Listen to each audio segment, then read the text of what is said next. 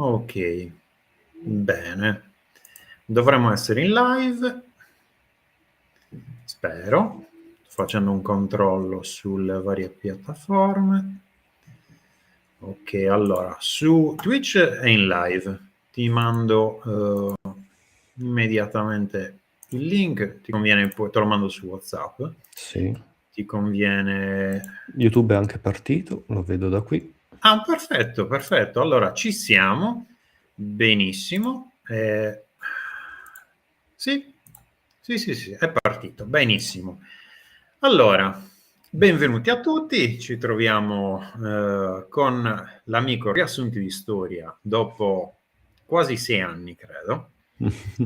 Perché la prima live che abbiamo avuto è stata sono stato io ospite sul suo canale intorno al 2020, perché mi ricordo che mi stavo laureando, una laurea magistrale, e quindi si parla di minimo di 6 anni fa. Quindi oggi ricambio il favore e sono molto contento di ospitarlo nel mio canale.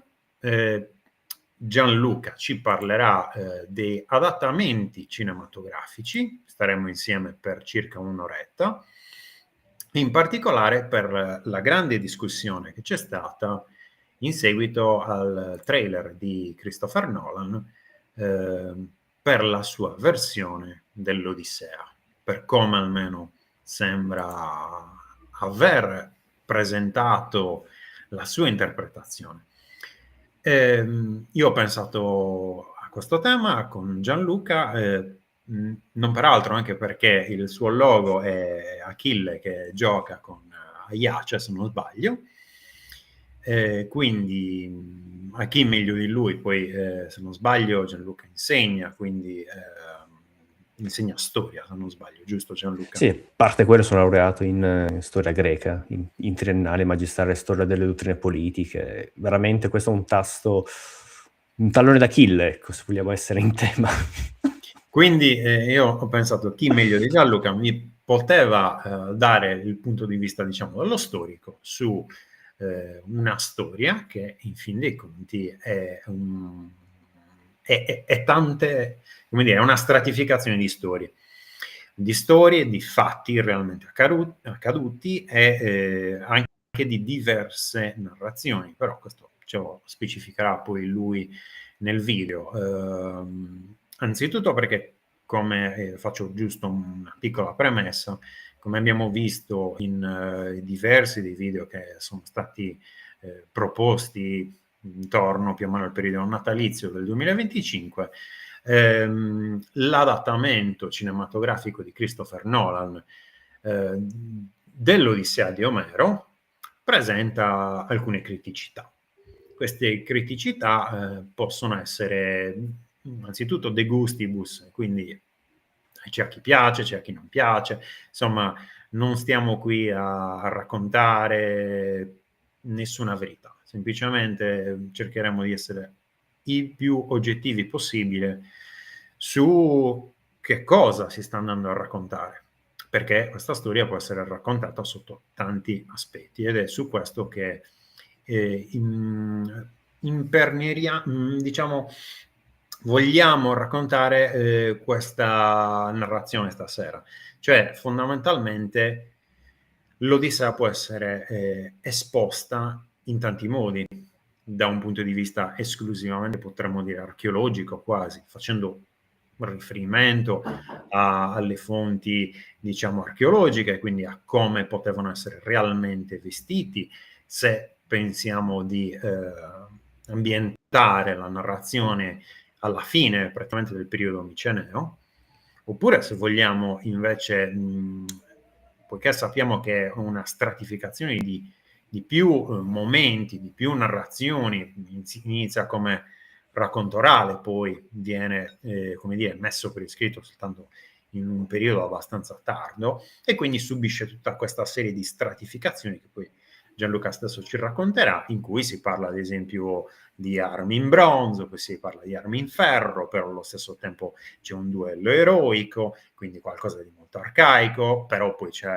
la falange oplitica, quindi ci sono i carri da guerra, però questi carri non si muovono nel modo in cui si muovevano in epoca micenea, cioè in realtà poi vanno a trasportare gli eroi e i vari re, quindi è un, come dire, un patchwork di diverse cose, di diversi momenti storici.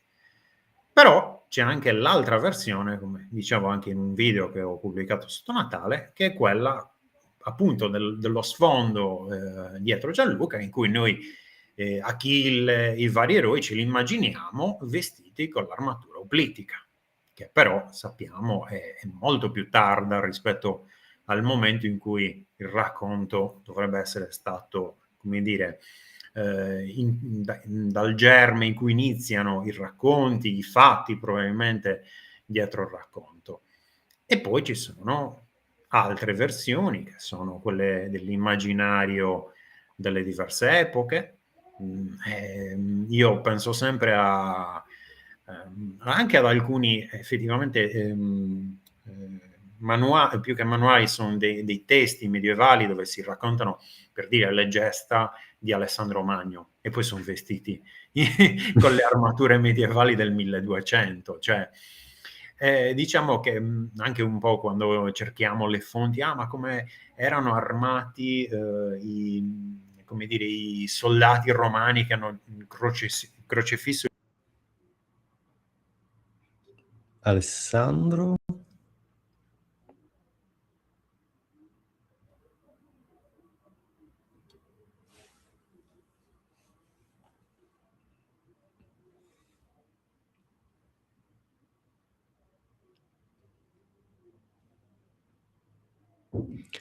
Ti ho perso, Alessandro. Qua c'è la pubblicità, non so bene che sia successo.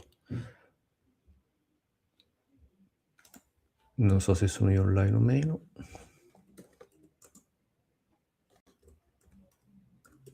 Colpo di stato, attenzione.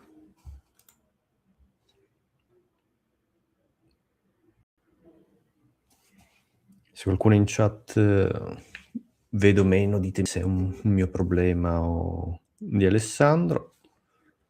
Provo a contattarlo. Mannaggia, proprio una presentazione. Adesso sono un po' in... Dovrei iniziarla da solo. Sembra abbastanza bruttino. Vediamo se mi risponde.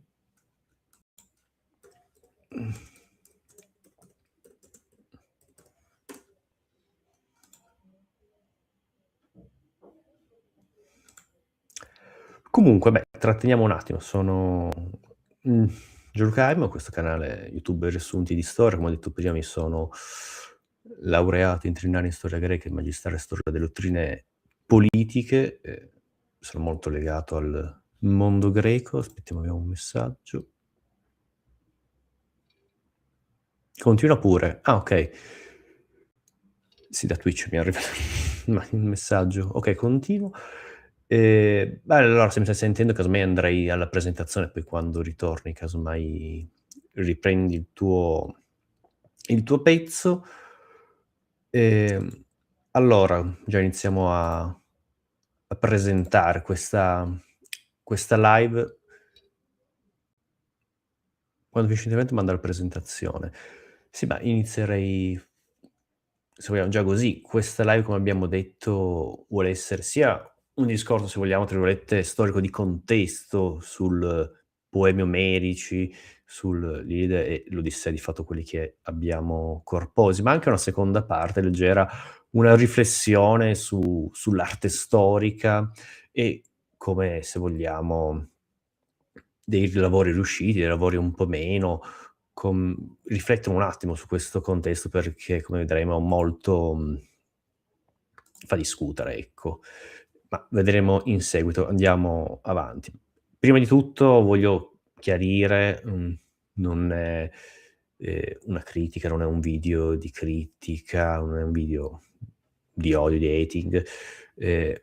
Ci sono dei profondi delle cose che stono profondamente, degli errori, chiamiamoli così, ma onestamente io di questo film sono gasato, sono un grande appassionato di Nolan. Questo film lo andrò sicuramente a vedere da più di un anno, che quando ho saputo l'esistenza di questo film, che sono esaltato e ho voluto mettere innanzitutto questa immagine cioè, è sbagliato e tutto, tra l'altro perché stanno montando un cavallo in mezzo al mare, ma va bene così, però questa immagine mi emoziona e tutto, sono veramente curioso, quindi veramente io questo film lo attendo, ecco, farò delle critiche, dei dubbi, ma ovviamente ciò non toglie che stimo Nolan e le mie critiche si muovono anche dal fatto della mia stima di Nolan, perché veramente certe cose mi hanno fatto cadere le braccia, ma questo film andrò sicuramente a vederlo, perché un regista come Nolan che abbraccia un tema che mi sta a cuore come l'Odissea, veramente sono fiducioso.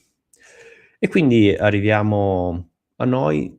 Alessandro, dimmi sempre se dico qualcosa di di sbagliato, vuoi intervenire in qualche modo, fammi sapere, io vado avanti come una falange macedone imperterrita. Beh, perfetto, mi sta scrivendo. Bene, il tema di questa live appunto è l'Odissea di Nolan, il caso del cinema, storico. Innanzitutto voglio ringraziare, io sono uno storico, prima di approcciarmi a questo tema ho guardato diversi video, come anche quelli dello stesso Alessandro, perché non è proprio il mio campo, io sono uno storico, ho vedato diversi video di, archeologi, roba antica di Gioa Canestrelli, che salutiamo. Lui è uno storico, ma se vogliamo è anche più mezzo archeologo, ma guardate anche i video di Humanistic Valley di Mattia Scarpetta, dove lui effettivamente è netuscologo e archeologo, tribuno, res bellica. Giovanni Cecchini, che è uno storico contemporaneo, anche un canale YouTube, vi invito tutti questi a seguirli e a vederli, poi capirete anche il motivo. Altri di persone che saluto, ma onestamente non mi conoscono di persona, però hanno un canale YouTube come il Professor Ross, se vogliamo anche Sinergo, che parla di cinema, però è un tema che mi sta a cuore, ho cercato di documentarmi, quindi se vogliamo la prima parte sono già cose già dette, ci tengo a ridire, portare qualcosa di mio, e poi una seconda parte saranno considerazioni semplicemente personali e soggettive, quindi prendeta per quella che è. E quindi appunto parliamo delle rappresentazioni dell'Odissea, come vediamo già anche gli antichi, come ha già detto anche Alessandro, era qualcosa di un po' confuso e sbagliato. Qui abbiamo l'esempio di Ulisse della Villa del Tiberio, il primo secolo d.C., che ovviamente non è l'Ulisse miceneo, poi anche lì dobbiamo un attimo capire chi erano un attimo i micenei dei poemi omerici. Quindi qui ho voluto mettere queste due rappresentazioni di, se vogliamo, un Ulisse classico, visto dai classici, dei greci romani, e quello di Nolan. Prima di tutto, appunto, che cosa sono i poemi omerici? Come ha giustamente detto Alessandro, visto che Alessandro è un archeologo, appunto questo paragone mi piaceva particolarmente, i poemi omerici è appunto una stratificazione, come se fosse appunto uno scavo archeologico dove troviamo diversi periodi incastonati, stratificati anzi, uno dentro l'altro. E come nei migliori casi del lavori archeologici, gli strati non sono perfetti, quindi qualche settore va a insediarsi in un altro. Un esempio, se vogliamo, appunto il periodo miceneo, è tipico l'elmo a zana di cinghiale, lo scudo a torre di Aiace, l'arma in bronzo, la stessa città di Troia, o il carro da guerra, sono tipici del mondo miceneo, ma troviamo anche nei mondi degli elementi del Medioevo ellenico. Un esempio, lo stesso Agamennone, sì, è un Basileus, il Vanax miceneo, fa parte, diciamo, più del Medioevo ellenico, anche lì, anche il mondo antico, classico, usiamo questo termine abbastanza ampio. Nella notte dei tempi c'erano i re Teseo ad esempio di Atene, però siamo anche lì, se vogliamo, nella memoria storica. E arriviamo nella storia, quella propriamente detta, appunto l'età geometrica, la fase orientalizzante, l'età arcaica, dove vediamo, soprattutto nell'Odissea, dove ormai le aristocrazie prendono il posto delle monarchie, non ci sono più nella Grecia le monarchie, nella madrepatria Grecia, e addirittura l'esempio più classico, che vedremo, lo analizzeremo, troviamo gli scontri di falange oplitica, quindi come ha detto anche Alessandro, nell'Iliade soprattutto, da una parte abbiamo gli scontri dei carri, simbolo dell'aristocrazia, e la falange oplitica. Ma un attimo ancora, stiamo parlando di poemi omerici, quindi l'Iliade e l'Odissea è quello che noi ci è arrivato, in realtà il racconto era molto più ampio, qui per farvi capire la complessità. Abbiamo una serie del ciclo troiano, questi vari poemi epici che fanno parte, Cante dei Cimbri, dove effettivamente si vede le storie, il preambolo, le origini, quando abbiamo fatto le medie, appunto, il primo parte del libro di Epica, si parlava delle nozze di Teti e di Meleo, il giudizio di pari, del ratto di Elena. Beh, dove sono contenuti tutti questi? Sono contenuti nei canti dei Cipri. Noi sono arrivati frammenti, oppure ci sono arrivati dei riassunti che hanno fatto gli antichi, quindi veramente opere frammentate. quello che noi abbiamo per intero è l'Iliade, che è veramente fantastico dal punto di vista. Il nono anno di guerra, se non erro, sono 50 giorni, c'è un fatto veramente specifico e si parla appunto dell'inizio dell'ira di Achille fino al funerale di Ettore, che è la conclusione. Successivamente a livello cronologico verrebbe fuori l'Etiope, che è l'arrivo delle Amazzoni dopo la morte di Ettore, fino alla morte di Achille. Qui effettivamente muore Achille per mano di Palide con la freccia. Abbiamo un altro poema che è la caduta di Ilio, dove qui veramente, dove anche Virgilio ha preso mano, perché noi non li abbiamo più, abbiamo pochi riassunti, ma gli antichi li consultavano questi poemi. Nella piccola Iliade abbiamo appunto, scusate, prima dell'Etiope c'è la piccola Iliade, abbiamo la contesa delle armi, famoso un quadro a figure nere del suicidio di Aiaci, che si suicida perché le armi non sono state date a lui ma ad Ulisse, la costruzione del cavallo. In seguito abbiamo un altro poema, la caduta di Ilio, con la distruzione, la fuga. È interessante, parleremo dopo, emerge anche un'altra figura, qui si vede anche la varia stratificazione di un nuovo eroe che è Neottolemo. In seguito abbiamo i Nostoi, che è il ritorno degli eroi e segna veramente la cesura. I Nostoi emergono un po' come la crisi politica e sociale del mondo miceneo, più famoso di tutti. Qui arriviamo al fulcro della rappresentazione che ha fatto Nolan. Si parla appunto dell'Odissea, quindi il ritorno a Itaca di Ulisse dopo 10 anni. È un poema estremamente anche moderno, c'è uno stacco di scrittura. L'Ilide è una scrittura più lineare. Già l'Odissea come è scritto inizia con il racconto che Ulisse va nel naufrago nell'isola dei Feaci, c'è un flashback che racconta tutta la sua storia e poi ritorna effettivamente il ritorno. Il ciclo troiano finisce con la Teogonia, dove viene raccontata la morte di Ulisse per mano di Telegono, che è il figlio di Ulisse e Circe. Quindi in questo modo si conclude. Quindi capite bene com'è complessa il mondo dei cicli troiani, e purtroppo quello che ci è arrivato veramente poco. Poi tutti questi temi sono stati trattati, rimaneggiati, cioè non solo, come abbiamo visto, i cicli troiani è un mondo estremamente complicato perché è un mondo stratificato, quindi cercare una verità storica in parte c'è, ma in parte no, cioè veramente è molto complicata, ecco. Sono una serie di periodi storici stratificati uno dentro l'altro, ma poi sono stati anche rimaneggiati. Un esempio che anche noi ci è arrivato questo è i grandi tragediografi ateniesi del V secolo, che hanno ripreso e hanno rimaneggiato e hanno cambiato. Pensiamo all'Elena di Euripide.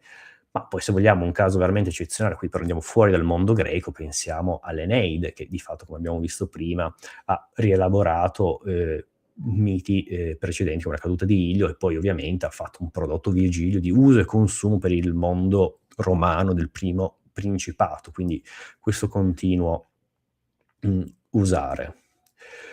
Un po' di esempi, se vogliamo, concreti effettivamente, ci sono anche delle contraddizioni storico-archeologiche all'interno degli stessi poemi omerici. Il famoso è l'elma zona di cinghiale, che era effettivamente un elemento, qui ho preso una foto dell'elemento miceneo, l'elma di cinghiale di Ulisse che ha preso da Merrione, ma di fatto è anche interessante, c'è questa contraddizione, questo fatto che è una roba, come dire, vecchio, emerge, lo dice lo stesso Omero. Anche lì, chi è Omero? Ce ne sono stati tanti, pochi, chiamiamolo Omero per semplicità, la questione omerica è famosa. Comunque anche lo stesso Omero ci dice che mi stai mandando un link? Perché mi stai mandando un link? Scusate un secondo. Sempre per me stesso, scusa. Ok, niente. E niente, lo stesso Omero dice che era un vecchio per l'epoca di Ulisse nell'Iliade, quindi è in contraddizione con se stesso. Se Omero ci sta parlando della guerra di Troia, ci dice che questo Elmo era già vecchio per i suoi tempi, l'ha preso in eredità. Oppure la stesso si può fare per lo scudo a torre di Aiace, e l'unico che ce l'ha in teoria sarebbe effettivamente un elemento tipico del mondo miceneo, ma perlomeno ci sta dicendo che è vecchio. Oppure elementi che non entrano in contrasto nella trama, nella narrazione, però noi come fonti archeologiche lo sappiamo, ad esempio la grande lancia da urto di Achille o degli eroi del tardo bronzo, le punte sono in bronzo, e accompagnato anche ai giavellotti, che sembra più usati nel tipo di schermaglia nell'età del ferro, in un momento precedente, medioevo ellenico se vogliamo, precedente alla rivoluzione oplitica. Ancora un esempio effettivamente che emerge questa stratificazione, il duello dei campioni sui carri, fatto dell'onore con grandi masse che cozzano. Sembra effettivamente uno scontro politico. Io qui successivamente, vabbè, ne parleremo un attimo, leggerò un passo, si vede effettivamente dello scontro politico. Ma prima ancora i poemi omerici sì, nascono da una tradizione orale nel Medioevo ellenico, vengono diciamo codificati, entrano a far effettivamente una struttura quasi simile si ipotizza nell'VIII secolo, però sono sempre tradizioni orali, però la cosa importante, bisogna ricordarsi, vengono scritti nella metà del VI secolo, dove ad Atene, nella corte dei Pisistrati, e quindi qui attenzione, la Grecia, ogni zona aveva i suoi cicli, ad esempio diciamo, il Peloponneso era molto forte la tradizione degli Eraclidi, a Tebe aveva la sua, pensiamo alla tradizione dei miti 7 contro Tebe, quello che poi noi lo conosciamo attraverso Sofocle, ma in realtà ogni regione aveva una forte tradizione, e non è un caso, a mio avviso, che il mondo che noi conosciamo lì dell'Odissea venga trascritto di fatto e quindi codificato nel mondo ionico, nel mondo di Atene, con la corte di Pisistrato. Infatti il pubblico, chi è il pubblico di riferimento di questi poemi, in particolare di Lilide, è un pubblico aristocratico, dove emerge quella che Eric Doss, nel suo saggio I greci e l'irrazionale. Alessandro, sei tornato, ti vedo. Parla appunto come la civiltà della vergogna, questi aristocratici che hanno questo onore. Achille fa tutto questo, l'ira su Achille nasce appunto da una questione di onore, non di amore, come poi ne parleremo, si è parlato in alcune serie TV, in alcuni film, eccetera. Per carità, c'era un sentimento di impietà che è chiamata anche civiltà di colpa, pensiamo, ma è completamente diversa, ha un peso completamente diverso, pensiamo all'Edipo Re di Sofocle, dove lì veramente l'impietà è un qualcosa di contagioso, dove tutta la città deve purgarsi. Ma ancora, e qui rimando all'amico di Humanistic Valley, Mattia Scarpetta, che ne aveva parlato, nella stessa, soprattutto nell'Iliade, troviamo gli eroi, questi eroi che comunque hanno un codice d'onore, si rispettano. Achille inizia infuriato a non guardare il corpo di Ettore, ma alla fine poi lo dà, commosso dalla pietas, mi viene, dalla filantropia che ha nei confronti di Priamo.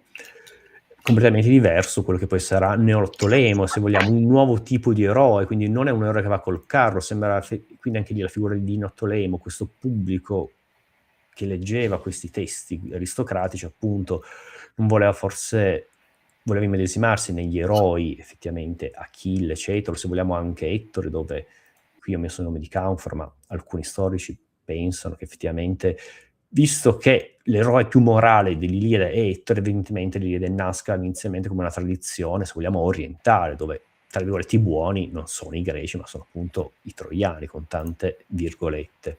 E quindi Neottolemo, che fa le peggio cose, non so, una volta presa a Troia, uccide Priamo nell'altare di Zeus, getta Astianatte dalle mura, sgozza con una figlia di Priamo davanti alla pira di suo padre Achille, cioè fa le peggio cose, dove effettivamente anche Achille, quando era veramente arrabbiato, però non fa mai, ecco, o non fa, per carità, anche lui fa dei sacrifici nella pira di Patroclo, ma sono tutti soldati comuni, non di nobili, come può essere della famiglia di Priamo. Quindi anche lì capiamo come bella stratificata, come parla un pubblico aristocratico questi. Ad esempio anche la corsa tra le bighe, c'è un insegnamento per i giovani aristocratici, un rispetto anche per i vecchi, nella corsa delle bighe per i funerali di Patroclo, dove durante la corsa il figlio di Nestore sorpassa in modo, se vogliamo, un po' scorretto, e sorpassa Menelao, però Menelao, essendo più vecchio e tutto, gli viene attribuita la vittoria, il figlio di Nestore riconosce questo, quindi capiamo questi poemi erano fatti per un determinato pubblico, portavano un certo valore in degli certi insegnamenti, eccetera. Però non voglio dilungarmi troppo, invece l'Odissea, quello che ci interessa, anche lì si vede effettivamente una grande differenza nella figura di Ulisse. Se vogliamo, l'Ulisse nell'Iliade, io qui per scherzare l'ho chiamato un po' l'infame, cioè è un eroe come tutti, combatte, non è tra i più forti, però è quello che se deve usare la parola la usa, poi userà anche l'inganno, e questo viene ancora enfatizzato ancora di più nell'Odissea, dove effettivamente è l'incarnazione della metis greca, cioè dell'astuzia. E questa ancora, come vediamo, sarà rivista, sarà riscritta, sarà enfatizzata nel V secolo da Euripide, dove effettivamente la figura di Ulisse sarà sempre accostata al demagogo.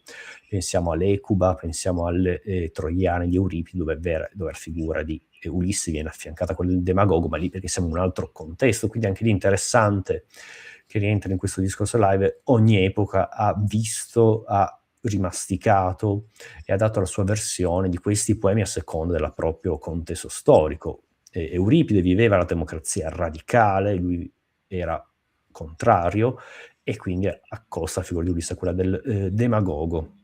Ma anche nell'Odissea abbiamo varie stratificazioni, ad esempio il palazzo di Menelao, quando mi pare primo libro o secondo, Menelao va in cerca del padre, si reca a Sparta, Menelao, ebbene il suo palazzo ricorda un po' Oléron di Lefkandi, quindi non più un palazzo miceneo, ma a quanto pare una sorta di palazzo aristocratico del periodo del Medioevo ellenico, ecco.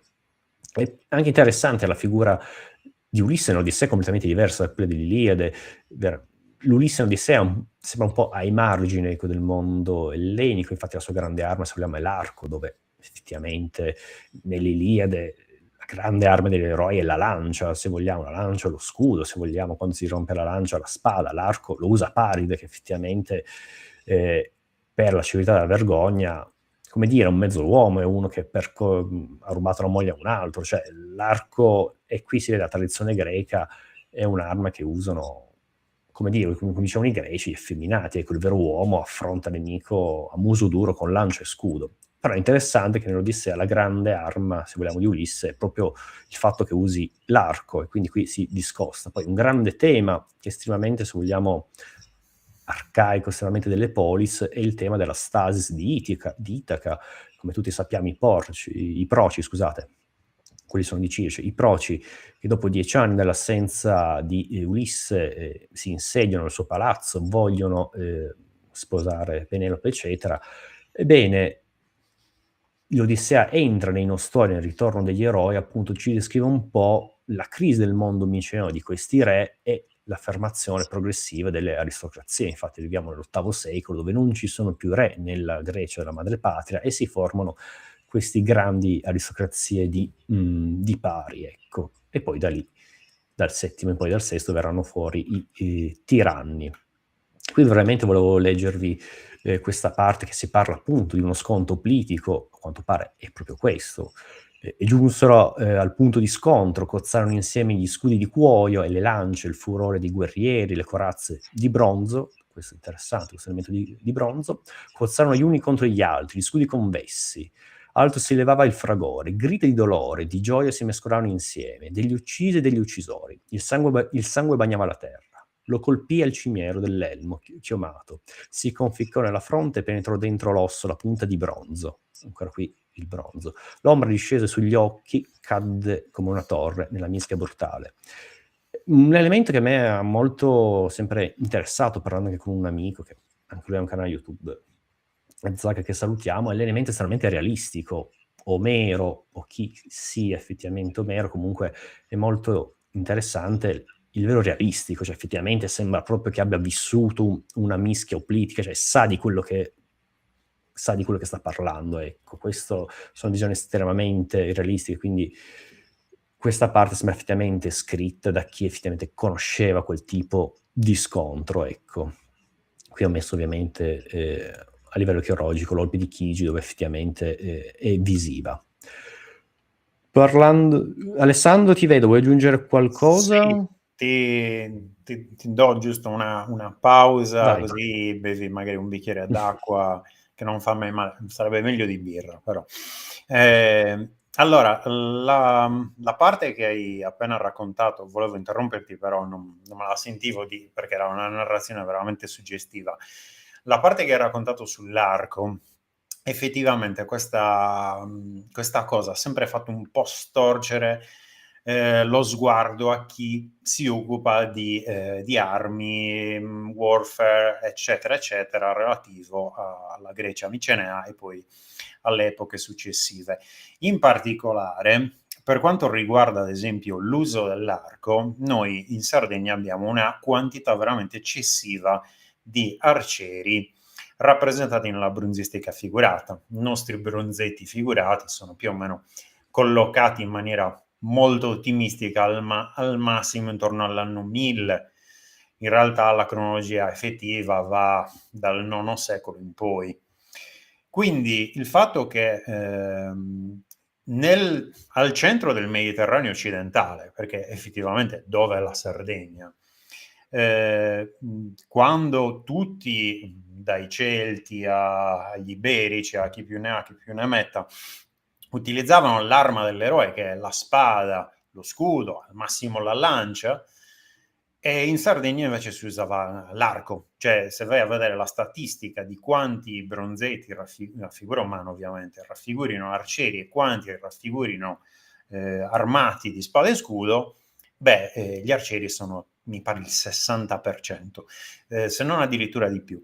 Quindi ha sempre, almeno tra gli specialisti, incuriosito questa cosa, che in Sardegna ci fosse una così alta percentuale, come dire, di armati con quella che è un po' l'arma dei codardi. Nella realtà poi mi ero addentrato nella tana del coniglio e in alcune narrazioni abbastanza datate, ora scusa, non ricordo veramente quale fosse, ma ricordo questa citazione in cui si parlava dell'eroismo dell'arciere che, vedendosi il fante avanzare, rimaneva fermo e tirava la freccia. Cioè, questa cosa probabilmente in epoche molto più antiche, pensiamo anche al fatto che Ercole fosse spesso rappresentato sì con la clava, ma anche con l'arco. Sicuramente in epoca ancora più antica rispetto al momento in cui la spada e lo scudo argivo assurgono proprio al rango dell'idealizzazione dell'eroe per antonomasia, diciamo che l'arco sicuramente prima aveva un ruolo molto maggiore, tant'è che ci sono molte raffigurazioni micenee dove si vede un fante armato di scudo a torre con dietro un arciere. Quindi questa cosa sicuramente ripesca, almeno nel modo di caratterizzare Ulisse e nel fatto anche che usi un arco poi strano, perché si capisce che non è un arco completamente in legno, anzi un arco probabilmente composito, tant'è il famoso trucco per poterlo armare, no? Cioè di scaldarlo. E si capisce che lì c'è proprio, probabilmente era un arco di origine orientale, e questa cosa, insomma, sono diversi indizi che ovviamente non sono prove, perché qua non si parla mai di prove, però sono diversi indizi sul fatto che, come dicevi prima, ci sono diversi elementi, come dire, presi qua e là, che rimangono poi nella narrazione, come dire, subentrano e vengono presi come elementi ormai assodati, e da lì poi vengono trasmessi in maniera più o meno immutata anche per secoli. Quindi sì, diciamo, il mio intervento era un mix delle due cose, arcieri nuragici barra il conservarsi di queste tradizioni molto più antiche in realtà. Niente, ti rilascio la parola. Se posso, il tuo intervento mi ha fatto pensare molto, suggestione molto a Creta, se vogliamo, che è quest'isola dove Sì, appunto si sviluppano gli arcieri cretesi. Se vogliamo, se posso provare a risponderti così a pelle al tuo intervento, non vorrei sbagliare. Forse appunto penso l'isola di Creta non era così estremamente ricca come potrebbe essere della Madrepatria, quindi uno sviluppo prettamente delle competenze. Se vogliamo fare la guerra, non siamo così ricchi a poter tutti quanti armare, siamo più arcieri, magari anche per confrontazione del territorio, per la caccia, cioè l'ambiente magari ci può formare in quello. Poi, prima battuta. In secondo, poi effettivamente lo sviluppo sociale, cioè da quando si forma l'Oplita, c'è proprio il rango, l'Oplita, sia il prestigio ma anche dal punto di vista economico. Chi è l'Oplita è il medio-piccolo proprietario che può permettersi di armarsi in quel tipo, cioè avere un grande scudo in bronzo, ecco. Quindi anche lì, e poi si aggancia questo grande tema, se vogliamo, delle democrazie militari, che anche lì si parla poi parliamo di tutt'altro genere, però appunto chi sempre accede poi al potere, chi entra nell'esercito. Non è un caso, la riforma politica è lo stesso periodo che ci sono delle guerre civili interne nel mondo della Grecia, però qui entriamo in discorsi, apriamo una voragine, però è sempre uno dei miei temi cari. Però quello che semplicemente dire, sì, dal punto di vista magari punto di vista anche noi c'è rimasta la vulgata, il grande guerriere e tutto, ma ricordiamoci anche dal punto di vista anche sociale, ecco, dove a quel punto, quando si sono affermate la tradizione del grande eroe con lo scudo, è perché, se vogliamo, a livello ideologico, si stava enfatizzando, se vogliamo, quell'aspetto sociale, i medi piccoli proprietari che in quel determinato periodo entrano nella politica, tra virgolette, ecco, giusto? Sicuramente è una lettura indubbiamente corretta. Il fatto è che probabilmente le isole in generale, penso a Rodi, ma anche alle Baleari, comunque hanno sempre fornito, come dire, truppe un po' particolari e sempre di schermagliatori, cioè persone che tiravano oggetti fondamentalmente o che erano particolarmente agili. Diciamo che poi è una questione anche di dimensione dei territori, perché effettivamente Creta non è enorme. La Sardegna, diciamo che è la seconda isola del Mediterraneo, almeno il Mediterraneo occidentale di sicuro. Il fatto è che è proprio, secondo me, da inquadrare in un tempo preciso, perché poi anche in Sardegna ci saranno scudi argivi, elmi corinzi, soprattutto per mano dei cartaginesi fondamentalmente, però, come dire, è sicuramente un tipo di narrazione che vuole essere tramandata per, come dici tu, a quel punto diventa, come dire, una fonte abbastanza indirizzata, cioè c'è qualcuno che vuole spingere quel tipo di narrazione. Non vedo l'ora di sentire la parte relativa alla Vilusa degli Ittiti, quindi Va bene, saluto Zach che ci segue, ha commentato, io continuo. Ma allora, da un punto di vista essenzialmente storico è molto interessante che effettivamente è esistita una Ilio, anzi sono esistite diverse, quella che noi effettivamente se non erro fila 9, non vorrei sbagliare, qui ho proprio una foto della famosa trincea di Schliemann, quello che non deve fare un archeologo, visto che questo canale è un canale di un archeologo, si vede come ha tagliato il livello verticale, però è interessante, si vedono i vari strati, le varie città che si sono sovrapposte, e anche lì se volessimo fare un discorso storico, un discorso filologico, cioè volessimo ambientare questo film in un contesto storico vero, e beh, quale, voglio dire, ci sono gli archeologi fino adesso hanno trovato, ci sono state due possibili indiziate come città. La prima è la Troia 6, 1300 o 1250, però qui interessante, forse distrutta, anzi le prove forse dicono distrutte da un terremoto, quindi non da una guerra. Qui è molto interessante, a me sempre il caso della città di Ilio affascina perché mette d'accordo sia storici sia archeologi, che possiamo dirlo, di più delle volte siamo in disaccordo, ma a me affascina appunto Troia perché ci mette tutti quanti d'accordo. Voi archeologi ci insegnate appunto che Troia 6 è caduta per un terremoto, e la tradizione, la memoria storica appunto porta il cavallo, ma il cavallo era anche, se vogliamo, l'archetipo, il simbolo di Poseidone, che quando Poseidone, prima ancora di essere un dio greco, era, se vogliamo, un dio dei europei, simboleggiava anche il dio dei terremoti, eccetera, quindi ci potrebbe anche stare. Ma inoltre anche nel ciclo troiano sappiamo che c'è stata una precedente guerra di Troia, appunto combattuta da Eracle, da Teseo, da Peleo, cioè, quindi, come dire, tutto un po' torna, se vogliamo, ovviamente prendendo a braccio, non possiamo prendere le fonti mitiche come resoconti finalmente storici, però a me affascina, c'è una certa sovrapposizione tra fonti archeologiche e fonti mitico-storiche, ecco, di memoria storica, chiamiamola così. Invece la Troia che effettivamente sembra effettivamente quella di prima, chiamata così appunto la Troia 7A, circa ho sbagliato qua, ho detto 1880 o 1180. Ho Volevo sbagliato. interromperti perché mi sembrava un po' strano nel 1800 i popoli del mare, però Ho meno sbagliato male io. che l'hai notato. Perfetto. Sì, 1180. Comunque, Non succede. una distruzione finalmente violenta. La cosa interessante, non sembrerebbe per mano degli Achei, perché a quel punto ormai i Micenei sono in crisi.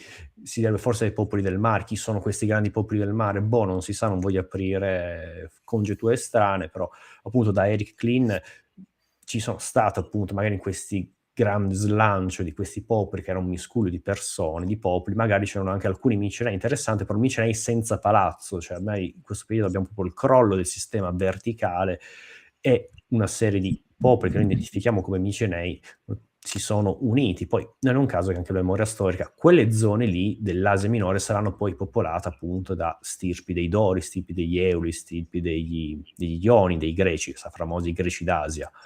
Quindi, come dire, anche qui la memoria storica viene incontro all'archeologia.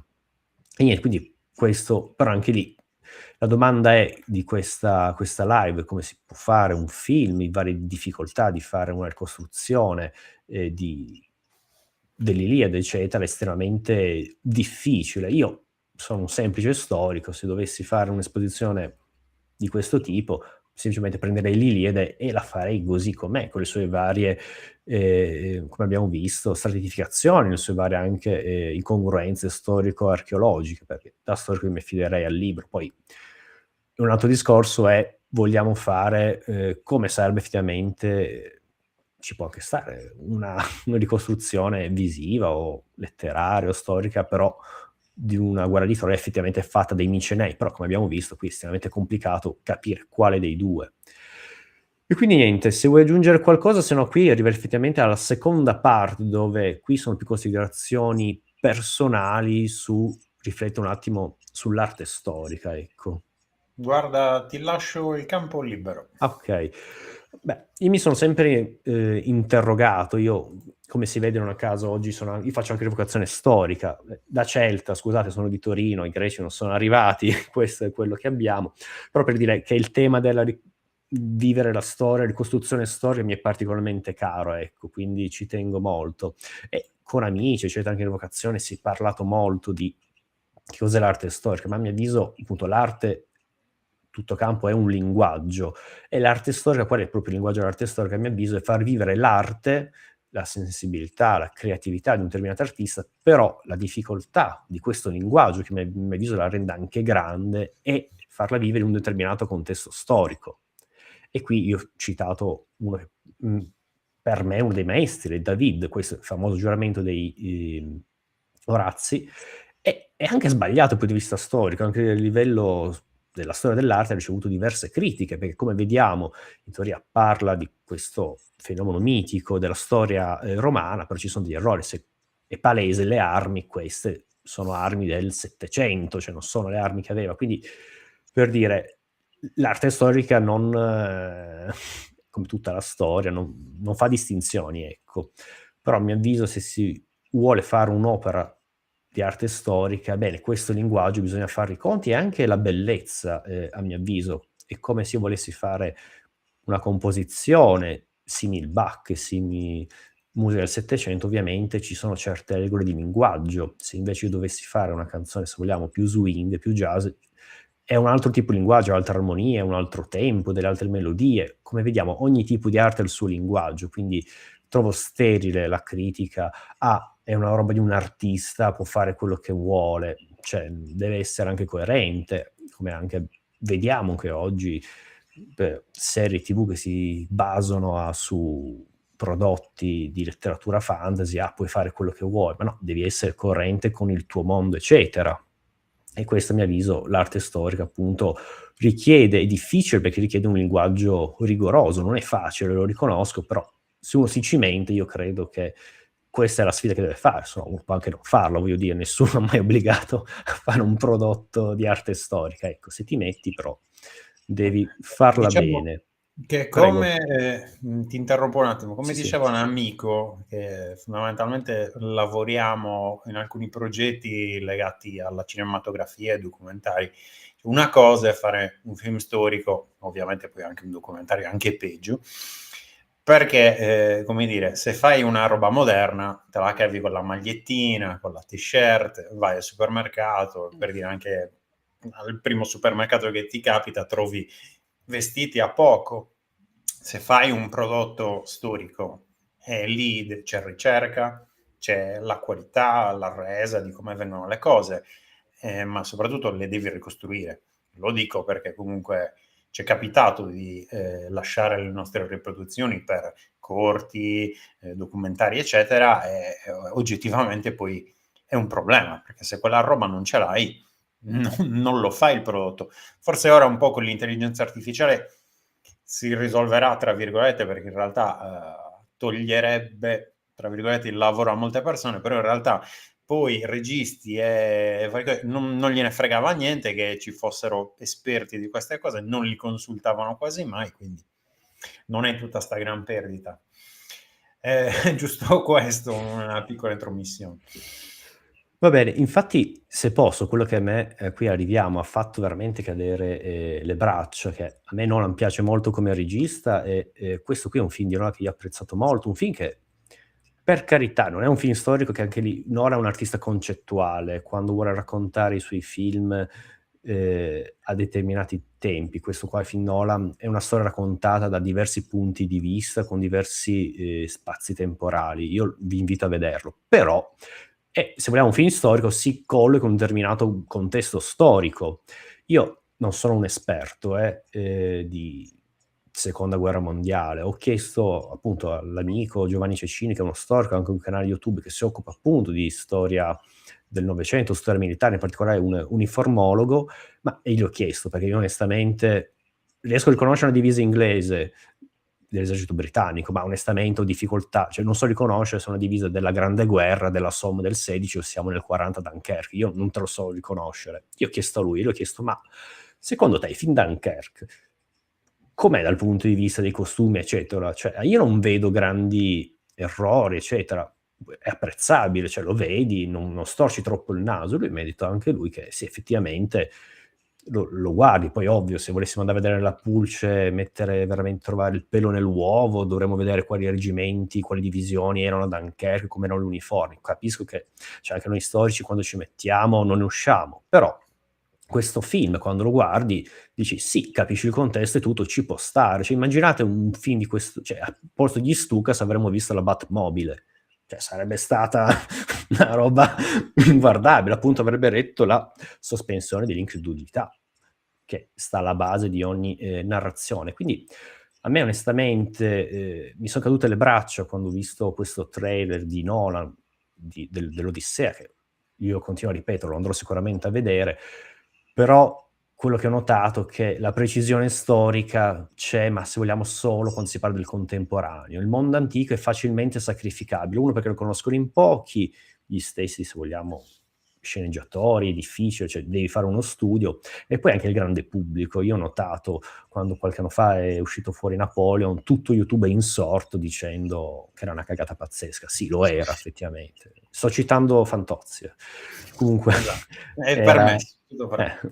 se tutto il pubblico di YouTube è insorto, mi pare nello stesso anno è uscito Gladiatore 2, non ho visto questa levata agli scudi, dove effettivamente io non vedo differenze tra i due, semplicemente a mio avviso, perché il mondo antico lo sanno in pochi, allora è concesso, sì, allora puoi fare un po' quello che vuoi, cioè a me spiace onestamente, ovviamente sono di parte, io sono per la parte antica, mi dispiace che sia questo due pesi, due misure, però Nolan, che quando si mette fa delle cose estremamente precise, fa dei bei lavori, avrei apprezzato, poi magari ci stupisce, però effettivamente da quello che abbiamo visto dai trailer, come vedremo adesso, ci sono delle cose che sono veramente ingiustificabili, però poteva farlo, l'ha già fatto. E quindi qui andiamo a noi, sarebbe stato interessante, qui ovviamente c'è l'Ulisse di Nolan accostato, che è stato fatto qualche giorno dopo con l'intelligenza artificiale, appunto i costumi sono stati fatti sostituiti con l'intelligenza artificiale con quello che è la corazza di Dendra, questa armatura 1450-1400 avanti Cristo, che per carità non tutti potevano avere quell'armatura, che è veramente una cosa straricca, però ci fa far stare un po' più nel contesto storico, se volessimo. Poi, per carità, forse è un po' troppo alta, anche lì dobbiamo capire, lì c'è il problema dell'Odissea, scusami, dell'Iliade, qual è la Troia che vogliamo fare storicamente, Troia 6 o Troia 7A? Come capite bene, estremamente complicato e non ne usciamo. Una cosa che, se posso, che nessuno, almeno dei video che ho visto, ha mai parlato, anche qui c'è un classico esempio, non so se vedete il mouse, il parabraccio in cuoio, una cosa che io lotto con tutte le mie forze, ma anche, ahimè, a livello rievocativo è veramente presente, onnipresente, questo parabraccio in cuoio, dove effettivamente, a mio avviso, non abbiamo fonti storiche che ne parlano, ma neanche mitiche, cioè quando Ettore si veste, che lì veramente siamo nel mondo estremamente letterario, poteva mettere un riferimento, non si mette, prove archeologiche non ne abbiamo, prove anche di raffigurazione, il fatto sta, questo parabraccio in cuoio non esiste, penso anche dal punto di vista anche pratico, ti proteggeva non penso ti desse così tanta protezione, infatti dal punto di vista storico abbiamo dei parabracci ma sono in metallo, ma rispetto a tutta quanta l'armatura, abbiamo anche un paraspalle, semplicemente di proteggere l'avambraccio, una cosa in cuoio, non c'era effettivamente, una roba che si è fatta a Hollywood, ma continua a essere riproposta, quindi Da un vecchio mito hollywoodiano sì, pare che servisse nei peplum per nascondere gli orologi. la diversa abbronzatura dell'orologio, così si diceva. Sì, sì, può essere, però per dire questa cosa ce la portiamo e purtroppo, come vedo, ancora anche nel mondo dell'evocazione storica, e lì ci tengo, cioè. Va bene. E qui un piccolo esempio che come poteva essere effettivamente, qui interessante, come poteva essere un miceneo, qui siamo dell'armatura di Dendra, e come però se ne immagina, qui poteva essere un Achille, se vogliamo, del 450, però interessante come anche gli stessi greci classici, come si immaginavano loro stessi Achille, come vediamo, anche loro non avevano questa conoscenza storica, ovviamente, se lo immaginavano come un classico Plita. È molto interessante. Poi, per carità, sarebbe stato forse eccessivo, sarebbe stato estremamente di impatto, perché questo il guerriero miceneo, dai, prendiamola per buona, Tok'Urk, come vedremo, cambia ovviamente. I guerrieri micenei nel corso della storia hanno cambiato, le varie armature. Prendiamo l'esempio questo di Dendra, cioè effettivamente molto too much, cioè io personalmente non riesco a prenderlo seriamente, a me fa ridere senza offesa, che veramente, infatti Sì. qua l'ho scritto, sembra un omino Coca-Cola, sembra vestito una lattina di Coca-Cola, Sì, cioè, sì. posso capire che è uno spettatore, ma neanche meglio, cioè che io onestamente, tra virgolette, queste cose le so un po' di più, però non riesco a prenderlo seriamente, cioè preferisco vederlo come Achille. Diciamo che è l'oggettività che poi manca ad alcuni di noi archeologi o storici. Il fatto è che, sicuramente ci arriverai anche tu dopo, è che non è neanche come quello a destra, quello che è Esatto. stato proposto da Nolan. Quindi, cioè a me sarebbe andato benissimo vederlo con l'elmo corinzio, ma un elmo corinzio fatto bene, no? Sì, Quella sì, adesso, porcata di adesso plastica. arriviamo, però per dire, se Esatto. il discorso è, prendiamo la larga, fare proprio un discorso filologico, cioè uno non sappiamo che periodo farlo fare, perché finalmente l'Iliade non vive in un contesto storico preciso. Poi se volessimo, facciamo la guerra di Troia del 1450, cioè effettivamente si scontra. Qui ho messo anche delle foto di alcuni rievocatori del gruppo Corivates Archery Club. Serve, cioè da Nolan me lo sarei anche aspettato, perché uno veramente che all'ardire, cioè fare un film con questo tipo di equipaggiamenti sarebbe stato rivoluzionario, cioè a mio avviso sembrano usciti da un mondo giapponese, cioè fu veramente fuori da qualsiasi immaginazione, avrebbe rotto con qualsiasi schema, sarebbe stato veramente iconico, ecco, fate un film da Guerra di Troia vestiti così, cioè mi Beh, tu ricorderanno. pensa che l'autore di Jojo Adventures, ma non mi ricordo il titolo completo, in una tavola del fumetto aveva messo l'eroe a quattro occhi e quattro braccia di Teti, che è un bronzetto nuragico. Tutto strano perché ha due scudi, due spade, quattro occhi, è una roba da manga proprio. E infatti, perché no? Cioè, che poi altra cosa, ti interrompo un attimo Vai, con vai, questa vai. cosa. Noi pensiamo che comunque la ricostruzione debba essere completamente filologica. In realtà, che poi si è visto anche una roba del genere in Assassin's Creed Odyssey, dove comunque mettevano degli elementi strani che più o meno sembravano della roba presa da alcune ricostruzioni micenee. Cioè, potevano anche fare un collage di diversi elementi di armatura. Io l'ho visto fare in alcuni prodotti a cui ho partecipato, dove magari hanno usato la giacca di un bronzetto nuragico e poi gli hanno messo sopra un'altra armatura. Tanto nessuno lo capisce. Si possono anche fare questi mischioni strani, però sono mischioni più o meno filologici. Invece, Sì, vabbè, adesso si vediamo va a che... continuare. Però per dire, da Nolan io... È uno che osa, sarebbe stato apocalittico, cioè è fantastico, avrebbe rotto qualsiasi cosa, e il materiale volendo ce n'è. Qui volendo, se vogliamo una costruzione un po' più storica dei Micene, forse effettivamente di Troia 7A, erano vestiti così, come con di armature un po' più fini, passatemi il termine, degli elmi con le corna e tutto, sono già un po' più vicini al nostro immaginario rispetto che a questo qua. Però, per dire, volendo si poteva fare. E quindi qui arriviamo effettivamente ai costumi, effettivamente, iniziamo a parlarne, come appunto da rievocatore ci tengo. Prima di veramente parlare dell'elefante nella stanza, che è indifendibile, se devo essere... Io parlo a livello soggettivo, a me quello che veramente ha urtato terribilmente è l'elmo corinzio, attico tragico di Ulisse, che ha questo paranaso così eccessivo che sono andato anche a cercarmelo, per carità, come vedete gli elmi corinzi avevano un paranaso, ma non era così pronunciato. Io vi giuro, mi ha dato fastidio perché tutte le inquadrature c'è sempre lui con questo elmo corinzio inguardabile. A me ha fatto pensare al film Le Crociate, gli elmi medievali di quel periodo. Infatti qui ho portato una foto dove è così pronunciato, ma questa è una roba mia personale, ecco. Però quello che mi ha dato veramente irritato, ecco, del trailer, ecco, è proprio questo elmo corinzio di Ulisse. Non potevo vederlo, ecco. Poi arriviamo effettivamente a... Cioè, effettivamente è una tamarrata sta roba qua, cioè, non c'è niente da dire. Però, come ho anche visto, sia Sinergo sia anche il professor Ross che ne parlavano, qui le strade si aprono, effettivamente sono due. A mio avviso è innegabile sia una citazione di Nolan a se stesso, perché effettivamente cioè, ricorda troppo Batman, cioè è troppo.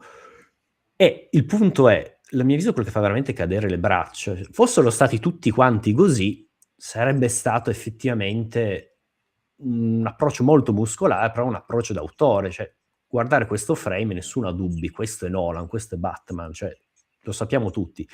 Il problema a mio avviso è che vediamo questo, tamarrata pazzesca, però tutti quanti gli altri, come immagine sotto, sembrano gli sfigati della grigliata di Pasqua, cioè armature, pantaloni, se devi fare evocazione eccentrica, hanno di pantaloni, ok, cioè, no, però veramente, cioè, da una parte abbiamo un approccio così muscolare, così, un approccio veramente d'autore, dove effettivamente sono Nolan, faccio il mio film sull'Odissea, lo faccio che si capisce che sono io, ma dall'altra parte è incoerente, ecco, non rispetta tutto quanto, quindi insomma, magari avesse fatto un Agamennone anonimo come gli altri sarebbe stato criticabile, sì, perché siamo veramente presi, cioè ci sono evocatori storici che sono veramente molto meglio di questi, cioè parliamo comunque, siamo tutti privati, ecco, non è che abbiamo i fondi milionari di uno studio come Nolan e ci vestiamo molto meglio di questi. E appunto, se torniamo, scusatemi, a Dunkerque, dove effettivamente colpo d'occhio non c'è niente di così che stona. Poi per carità, se volessimo andare col perone all'uovo, lo troviamo degli errori, però a colpo d'occhio tutto torna. Come dire, se qui al posto degli Stukas tedeschi avessimo visto una Batmobile, cioè, sarebbe stato inguardabile, e purtroppo l'effetto che viene fuori è inguardabile. E a mio avviso la cosa che è mancata anche a Nolan forse è il coraggio, cioè voleva fare una cosa tutta quanta firmata nel suo stile, è stato fatto, qui ho portato l'esempio, non mi piacciono questi film e non sto facendo l'apologia, però la cosa che riconosco in 300, anche il Gladiatore, hanno tutti una marca stilistica. Guardando queste immagini capisci subito che 300 vivono tutti nello stesso mondo, se vogliamo, lo stesso universo, parlano lo stesso linguaggio. Anche il Gladiatore è diventato iconico, cioè non hai bisogno nessuna scritta, lo guardi, questo è Massimo Decimo Meridio, che poi è sbagliato, sono pienamente d'accordo, a me non piace, però sono coerenti con loro stessi, tornano a queste immagini, sembrano due film diversi onestamente, e forse è mancato il coraggio, è un peccato, non lo so, ti do la parola a te, cosa Beh, Dimmi te l'hai adesso. appena detto, cioè 300, che poi è identico al fumetto di Miller, cioè è proprio lui che aveva scelto di dare, era una graphic novel, aveva questi colori bellissimi, questi scuri potentissimi, il rosso, il nero, bla bla bla. Cioè, però rimane coerente così in tutta la graphic novel, anche gli immortali, non sono gli immortali che vedi raffigurati nei bassorilievi, cioè sono ste robe giapponesi ninja con le spade, un miscuglio strano, però nella, come dire, stranezza e nell'anomalia rimane coerente nella sua anomalia. Invece, come hai detto, anche il gladiatore, con queste si vedono elmi normanni, si vede di tutto nel gladiatore. Armature di Però cuoio, bracciali di cuoio come se piovesse. Cioè, io qualunque premetto, non cosa, sto facendo l'apologia di questi film, a me non piace. qualunque cosa, però nel momento in cui uscì, che ancora si stava, cos'era, negli anni 2000 più o meno, ora non ricordo, è uscito in quegli anni, ci stava come ci stava Braveheart con i kilt, la spada di 400 anni dopo. Quando escono certe cose, se escono in quel momento storico, ci sta a volte. Come hai detto tu, in questo trailer io mi sarei aspettato di vedere un Ulisse, come dire, con un'armatura pari a quella di Agamennone. Cioè una roba che dice fai, questo è l'eroe. Invece, cioè per dire anche Troy, che anche Troy è una pacottiglia strana di armature, veramente, però riconosci anche gli schieramenti diversi, dici questo è un troiano, perché ha l'armatura simile a quella dell'eroe di Ettore, questo invece è uno dei Mirmidoni, perché ha l'armatura simile a quella di Achille. Sono delle armature poi strane che sembrano riprendere delle cose un po' dall'Asia o da vasi greci molto storpiati, però comunque gli dai più o meno una collocazione di sembra roba antica. E qua sembrano quei costumi tristi che vendono nei negozi di cinesi per carnevale. Quindi E la da maschera di Nolan è un Batman, peccato. la maschera di Batman, scusami, l'elmo di Agamennone, secondo me uno ha preso un corinzio, poi ha preso una maschera di Batman, l'ha tagliata a metà e ci ha fatto sta roba. Fighissimo, se fosse stato tutto così. L'avrei capito. Così, boh, è un elemento strano, proprio spicca fuori dal contesto. Che poi, come dicevi, guardi un film come Dunkirk, non c'è questa roba strana. Sì, magari poi il bottone non è esattamente quello, la fibbia è di 10 anni dopo, non ce ne frega niente. L'importante è avere un colpo d'occhio più o meno pulito o più o meno coerente. Qua non c'è proprio niente. Si passa da un eccesso all'altro senza... Poi a me le autocitazioni non sono mai piaciute, onestamente. A me piace Però Tarantino che se fa un botto di autocitazione a se stesso, lui quindi può per farle, lui è arrivato talmente tanto in alto che direi che può farle, certo. senza nulla togliere a Nolan, però insomma, è Ma anche io questione di audacia, come dicevi te. certo. Comunque, tornando a noi, secondo me, si può fare nel film storico delle rivisitazioni virtuose che vanno veramente fuori dal contesto. Un esempio a mio avviso è Titus, del '99, cioè Anthony Hopkins, ve lo consiglio, preso da Shakespeare, dove veramente in teoria si basa, siamo nella Roma primo secolo d.C., però è completamente rivisto. Ci sono, qua si vede nella foto, i senatori che hanno questi kimono bianchi, sembrano usciti da un centro massaggi, i politici, come vedete c'è questo nero e rosso che, mi avviso, è una mia roba puramente soggettiva, se non erro forse un film inglese, a me ha fatto pensare al film The Wall, che fanno anche i cattivi, eccetera, quindi questa distopia politica, ecco. Però anche interessante, ci sono i pretoriani, però come sono visti i pretoriani? Sono in motocicletta con una divisa nera di pelle, ricordano molto quei ragazzi degli anni 30 della Germania, ecco, che avevano nella divisa avevano i fulmini gemelli, ecco. Per dire, è una rivisitazione estremamente storica virtuosa, però lì tutto quanto è fatto così. Poi il film parla in versi, cioè prende, almeno la traduzione italiana, prende il pezzo di Shakespeare e gli mette in bocca quelle parole, cioè veramente una roba fuori di testa. Vedete questo mondo distopico, eccetera, ambientato un po' storico, perché il soggetto è Roma, si parla di Roma, ma i costumi sono futuristici, non so, cyberpunk senza spazio, passatemi questo termine, c'è questa distopia politica, si parla con il linguaggio di Shakespeare, si parla di Roma, cioè è veramente, a mio avviso, una rivisitazione storica estremamente virtuosa. Nolan, se avesse voluto fare una roba col costume di Batman, a mio avviso avrebbe peccato di non andato in questa direzione, avrei apprezzato di più, cioè capisco, stai facendo una roba tua, sei pazzo fuori di testa, però sei coerente, vai fino in fondo. E quindi il discorso di prima, quindi si possono fare delle rivisitazioni storiche virtuose, ma devi andare fino in fondo. E no, a mio avviso, almeno per ora, quello che abbiamo visto non è andato così. Poi magari il trailer è una balla pazzesca, vedremo tutti i costumi come quelli di Agamennone e ci ricrederemo, ecco, però non credo. E a mio avviso, qui una serie di opzioni che possiamo avere un film storico accurato, a mio avviso quello che abbiamo detto anche prima, quello che conta se vogliamo è il respiro. Io anche che non voglio difendere il film Troy, ci sono un sacco di difetti in questo film, non sto facendo un'apologia, non mi piace, però il contesto anche ti fa respirare, se non già solo i personaggi, cosa che oggi nel 2026 cioè, veramente sembra fantascienza, cioè, parliamo Elena di Sparta, Elena di Troia, che per il poema è la più bella donna del mondo, effettivamente questa attrice, chi non può farlo meglio di lei, voglio dire, o se volessimo anche Achille, figlio di un semidio, se non lo fa Brad Pitt oggi non saprei chi potrebbe farlo. Perdonatemi la battuta, se oggi dovessimo fare film Troia, al posto di Elena di Troia troveremo Mike Tyson, per dire, quindi però per dire, almeno film Troy dà un certo di respiro, ecco. Anche il film Troy, che come ho parlato prima delle armature, che non si sa dove le hanno prese, sono un po' sbagliato, un po' no, ecco. La cosa che però dà un certo di contesto e sono coerenti con loro stessi. Poi la cosa che ho apprezzato del film Troy come costumi, si vede che Achille ha questa armatura estremamente moderna rispetto alle altre, sembra molto più politica, molto più bella.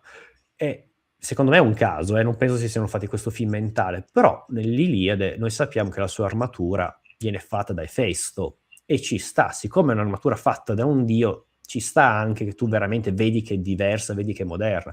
Tutti hanno un'armatura, se vogliamo, simil Micenea, tu invece vieni fuori con un'armatura di secoli dopo, ci sta, a mio avviso, se te l'ha fatta un dio. Poi il film non lo dice, secondo me manco loro lo sapevano. Però, se vogliamo pensare a una rivisitazione storica, ci starebbe, a mio avviso, fare questo tipo.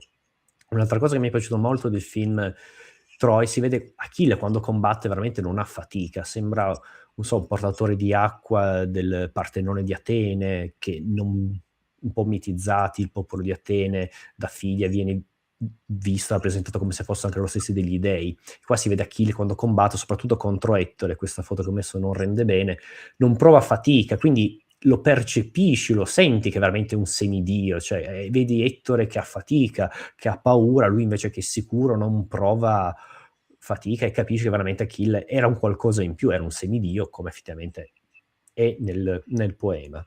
E quindi a mio avviso la conclusione, perché a mio avviso non hanno voluto mettere questa, non so, io la vedo un po' come una critica, ecco, alla fine questa critica, questa provocazione, ecco, di mettere Bat Agamennone, è chiamato così, ma a mio avviso perché oggi effettivamente, ora come ora, quello che governa è il marketing contemporaneo e quello che effettivamente la miglior pubblicità è la critica clickbait, e infatti l'abbiamo visto quando è uscito questo trailer, tutto il mondo, almeno quello che io conosco, infatti mi sono stupito, poi per carità sono un rievocatore, frequento i rievocatori, cioè l'ambiente è quello, però vi assicuro nel mondo dei rievocatori sta roba nell'ambiente storico, nell'ambiente storico-archeologico è esplosa, cioè i canali YouTube sono esplosi, sono insorti, effettivamente ha avuto una grande pubblicità. E oggi, a mio avviso, è questa la pubblicità migliore di marketing. Effettivamente vediamo le serie TV di oggi vivono di questo. Infatti ho messo un esempio, la serie TV Troy, non a caso 2018, dove senza offesa abbiamo un Achille di colore, anche lì ha fatto uno scalpore tremendo. Ci nascondiamo dietro l'ideologia, dietro le menate di dobbiamo essere inclusive, eccetera, come se una rappresentazione di una roba storica culturale di fatto può porre fine alle violenze della polizia americana. A mio avviso è veramente un'ideologia nel senso marxista del termine, cioè non stiamo vedendo la realtà per quello che è. E quindi a sto punto se veramente allora tutto dobbiamo pensare in modo inclusivo, allora io quando mi guardo un film di Zhang Yimou, che è un grande regista cinese, un film, ad esempio Lanterne Rosse, mi dovrei sentire offeso perché non c'è nessuna rappresentazione, nessuna quota di un bianco occidentale. Cioè io guardo un prodotto di Zhang Yimou che parla di un altro mondo, un'altra civiltà, un altro contesto anche storico, non mi sento offeso se non vedo nessun maschio bianco rappresentato. Quindi, anche a mio avviso, quando si rappresenta un qualcosa di storico, tra l'altro c'erano anche personaggi di colore, che se vogliamo stavano anche con i buoni, stavano con i troiani, ecco, quindi voglio dire, volendo si possono mettere, ma a mio avviso questo è stato messo per marketing come critica, e la stessa cosa, secondo me, ha mosso anche Nolan. Non capisco bene il motivo, però effettivamente l'esplosione mediatica nel piccolo, se vogliamo definirlo, sui giornali, però che ha avuto tra gli appassionati, questa amatori di Battagame, a mio avviso, va in questa direzione. Non so te, tu cosa ne pensi? Io qui sono andato un po' No, assolutamente dolce. d'accordo, anche perché era il periodo in cui, se non sbaglio, era uscito Avatar e nonostante avesse fatto incassi incredibili al botteghino, si stava parlando più che altro di un trailer. Cioè, un trailer ha tolto il podio a un film campione di incassi. Quindi sì, sono scelte di marketing, scelte di comunicazione. Come dicevi, l'Achille nero ci sono raffigurati come mercenari proprio nelle raffigurazioni di periodo miceneo, mercenari di colore. Sono raffigurati anche nei vasi greci del V secolo, per dire. Quindi non è la cosa strana, cioè almeno per chi conosce queste cose non è strano. È chiaro che se decidi di fare Achille, il biondo Achille, così, è chiaro che non lo stai facendo per chissà quale motivo, ma perché vuoi fare notizia. E forse, secondo me, dà ancora più fastidio per quello. Ma a me, onestamente, non me ne frega niente, ma sapere che le cose vengono fatte apposta in quel modo per farne parlare, perché altrimenti non ti si fila nessuno, È forse triste. quello è un po' più fastidioso. È fastidioso ed è triste, perché infatti Sì. chi si ricorda della serie TV? Ora che a mio avviso anche all'inizio è anche interessante, almeno ha cercato all'inizio di dare un racconto un po' unitario di tutto il ciclo troiano, poi è finita veramente con le peggio cose, cioè quella serie TV non la salvo, però almeno all'inizio c'era un pensiero, era anche interessante. Però appunto, come ricorda anche Zac qui nei commenti, cioè un Achille pelato, cioè effettivamente, cioè, non è cattiveria, se il mito ci parla, biondo occhi azzurri, ma perché un semidio? Cioè veramente anche per i greci era un qualcosa di, se un semidio, se biondo occhi azzurri, sei un po' diverso da noi. Cioè, non vedo dove stia il problema, ma Diciamo andiamo che il motivo per cui è ricordato questa versione è solo perché c'è quest'attore. Sì, effettivamente, perché ha fatto uno stato di scalpore, la serie TV onestamente non merita, cioè veramente è una gran cavolata. Tornando a noi, per concludere, voglio anche dare non solo critiche, ma anche dei giudizi positivi, che a mio avviso si possono fare dei grandi film di arte storica, sono difficili ma non sono impossibili. Qui a mio avviso, a mio gusto personale, cioè veramente Alexander di Oliver Stone 2004 veramente è uno degli apici, è uno delle grandi vette, si può fare, è imperfetto anche quello, ci sono delle cose. È molto interessante come all'inizio la battaglia di Isso faccia riferimento visivo al mosaico della battaglia di, scusatemi, la battaglia di Gaugamela del film fa riferimento visivo al mosaico della battaglia di Isso che troviamo a Pompei. Però anche lì non è rivisitazione storica, lì è il regista, che appunto qual è il mestiere del regista, mettere in linguaggio visivo la sua arte, e quindi fa questa citazione, che è una citazione anche colta.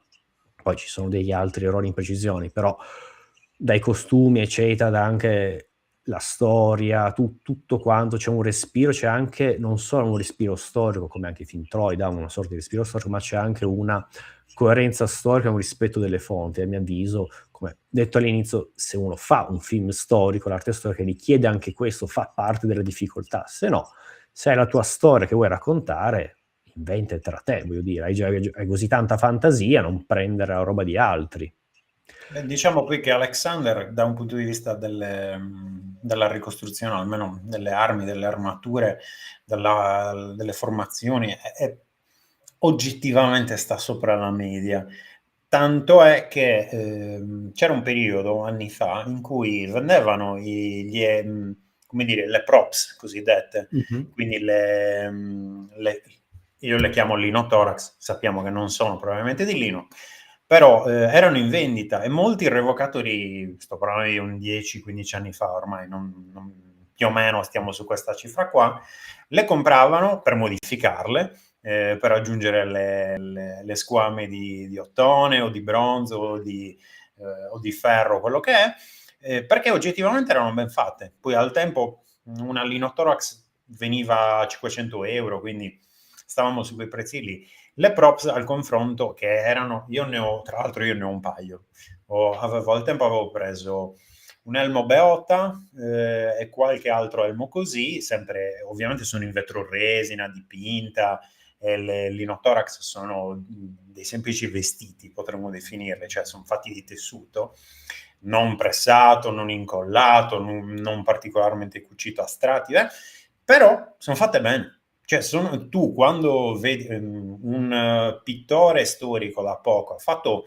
uno di questi paragoni, il film, la realtà, tra cui anche l'immagine che hai fatto vedere prima di Odisseo con armatura del telefilm e armatura originale, poi l'ha fatto di Alexander, e l'unica differenza che si notava rispetto, come dire, tra il film e la realtà era che nel film i colori sono molto sbiaditi, cioè c'è poca presenza di colori in Alexander, vedi, sono tutti molto quasi monocromatici. Nella realtà gli scudi avevano colori diversi, le armature erano anche quelle colorate, c'erano poi diverse cose. In Alexander non c'è tutta questa varietà, ma oggettivamente uno schiniere anatomico è uno schiniere anatomico.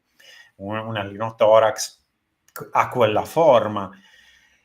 Alexander sotto questo aspetto, anzi, è molto, ripeto, non per dire rigoroso, ma sta sopra la media, come stavi giustamente dicendo. Poi, vabbè, il regista è un po' visionario, quindi c'ha dei momenti in cui, soprattutto quando lo colpiscono, dovrebbe essere nella battaglia dell'Idaspe, Esatto. inizia a vedere le cose tutte di colori strani, un po' psichedelico, ma quello, da quanto avevo capito, è proprio lo stile del regista. Però, cioè, a farne film così. Poi non è stato un filmone di quelli spettacolari, però è comunque auspicabile che i film storici raggiungano questi livelli e non invece quei telefilm brutti di cui stavamo parlando prima. Adesso faremo altri esempi. Mi sono un altro film storico veramente dei must è Waterloo di Bodarku, spero aver sbagliato la pronuncia, del 70, dove veramente niente effetti speciali, questo e tutti sono veramente attori, se non erro veterani dell'Armata Rossa, cioè veramente un film. E anche lì interessante, dal punto di vista storico e rispettato, abbiamo anche un Napoleone stanco, affaticato, che effettivamente se vado alle fonti ci può stare, anche una lettura magari attaccato alla famiglia, al figlio, che io sappia, dovremmo chiedere a Zac che è in linea, non lo so se era così, però è presumibile, cioè comunque della sua vita, ci può stare che abbia questi ripensamenti. C'è veramente un regista che parla, però non è che il regista parla per bocca di Napoleone, per bocca dei grandi, e li farebbe dire cose moderne che noi non penseremo mai. C'è una coppia di soldati dell'esercito inglese che alla fine sono contro la guerra, c'è una critica, sembrava militarismo, alla pace, ovviamente siamo nel 70, quelli erano i temi, però la finezza è che in un film storico tutto quanto rigoroso, in molti dettagli, il regista comunque dice anche la sua, qui dice anche della sua arte, della sua poetica, quindi oltre a ricostruire dal punto di vista storico com'è stata, c'è anche un qualcosa di suo, però lo mette in bocca dei personaggi che non sono mai esistiti, però sono dei semplici fanti. E quindi qui anche lì, a mio avviso, è una grande finezza questa qua. Avesse messo in bocca queste parole di pacifismo, non so, a Napoleone, a Ne, avrebbe stonato terribilmente, ecco. Invece questa, a mio avviso, è una finezza di come si fa un film storico. Un altro esempio, vabbè, La caduta, dove a parte dal punto di vista anche fisico, questo veramente dal punto di vista rigoroso storico impressionante.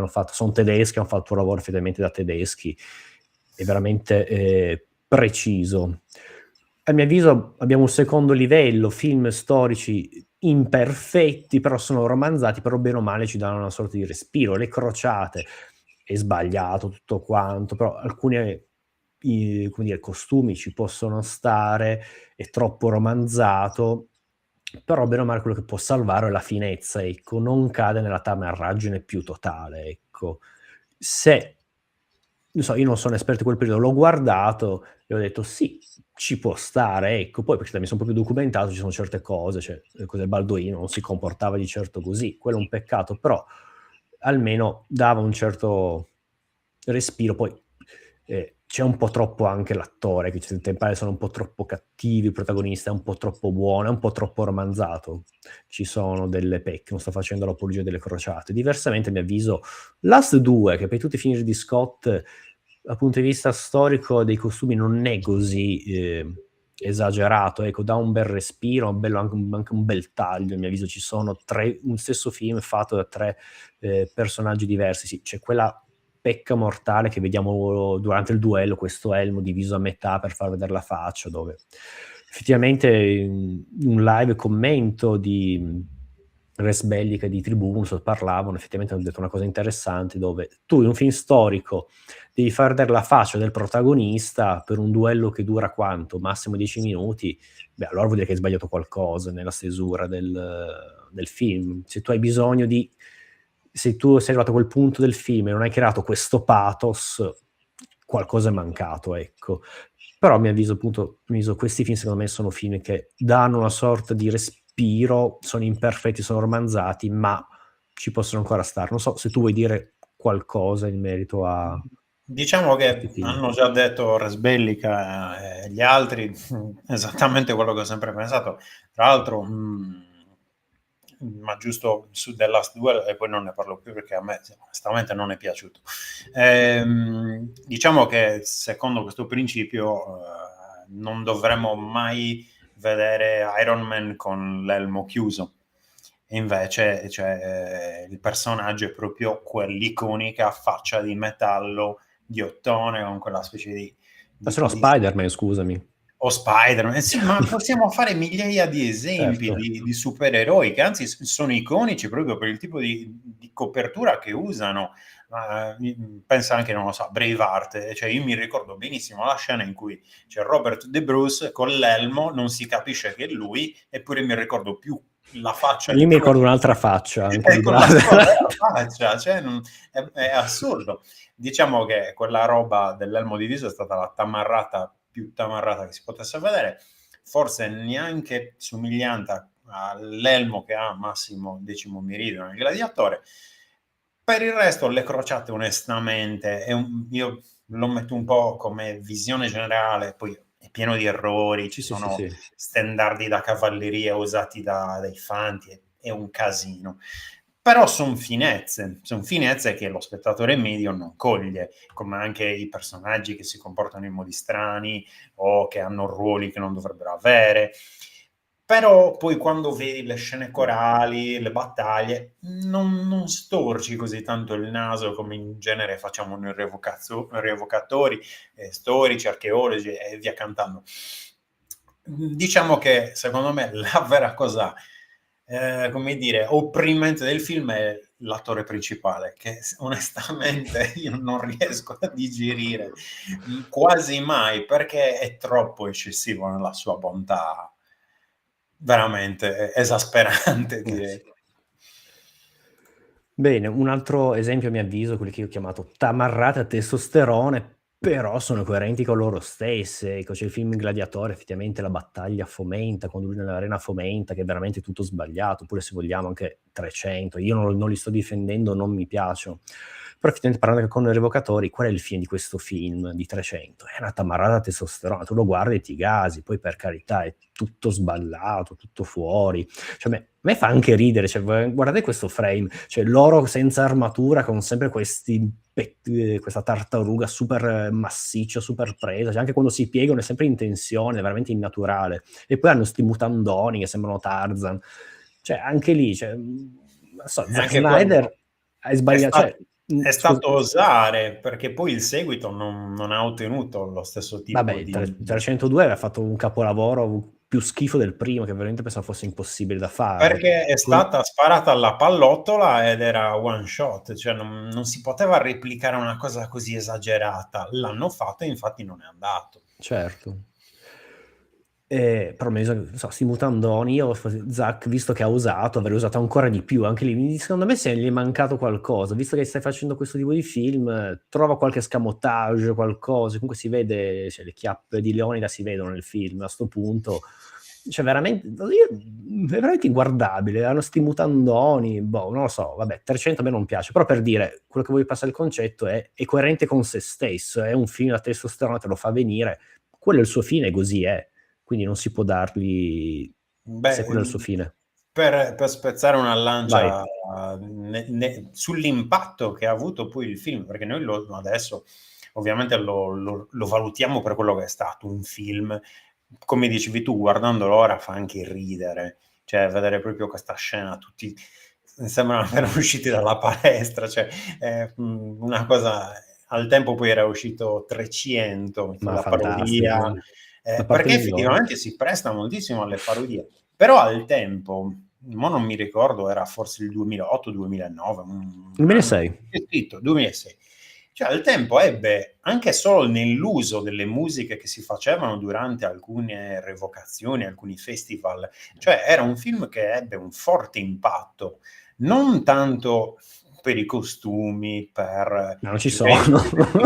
che non ci sono, esatto, però nell'impatto, diciamo, testosteronico, come dicevi tu, della figaggine, della cosa in generale, sì, riuscì, in quell'occasione riuscì, poi, come dire, è stato un'infatuazione che è durata poco, perché poi a riguardarlo a distanza di anni ti viene da ridere.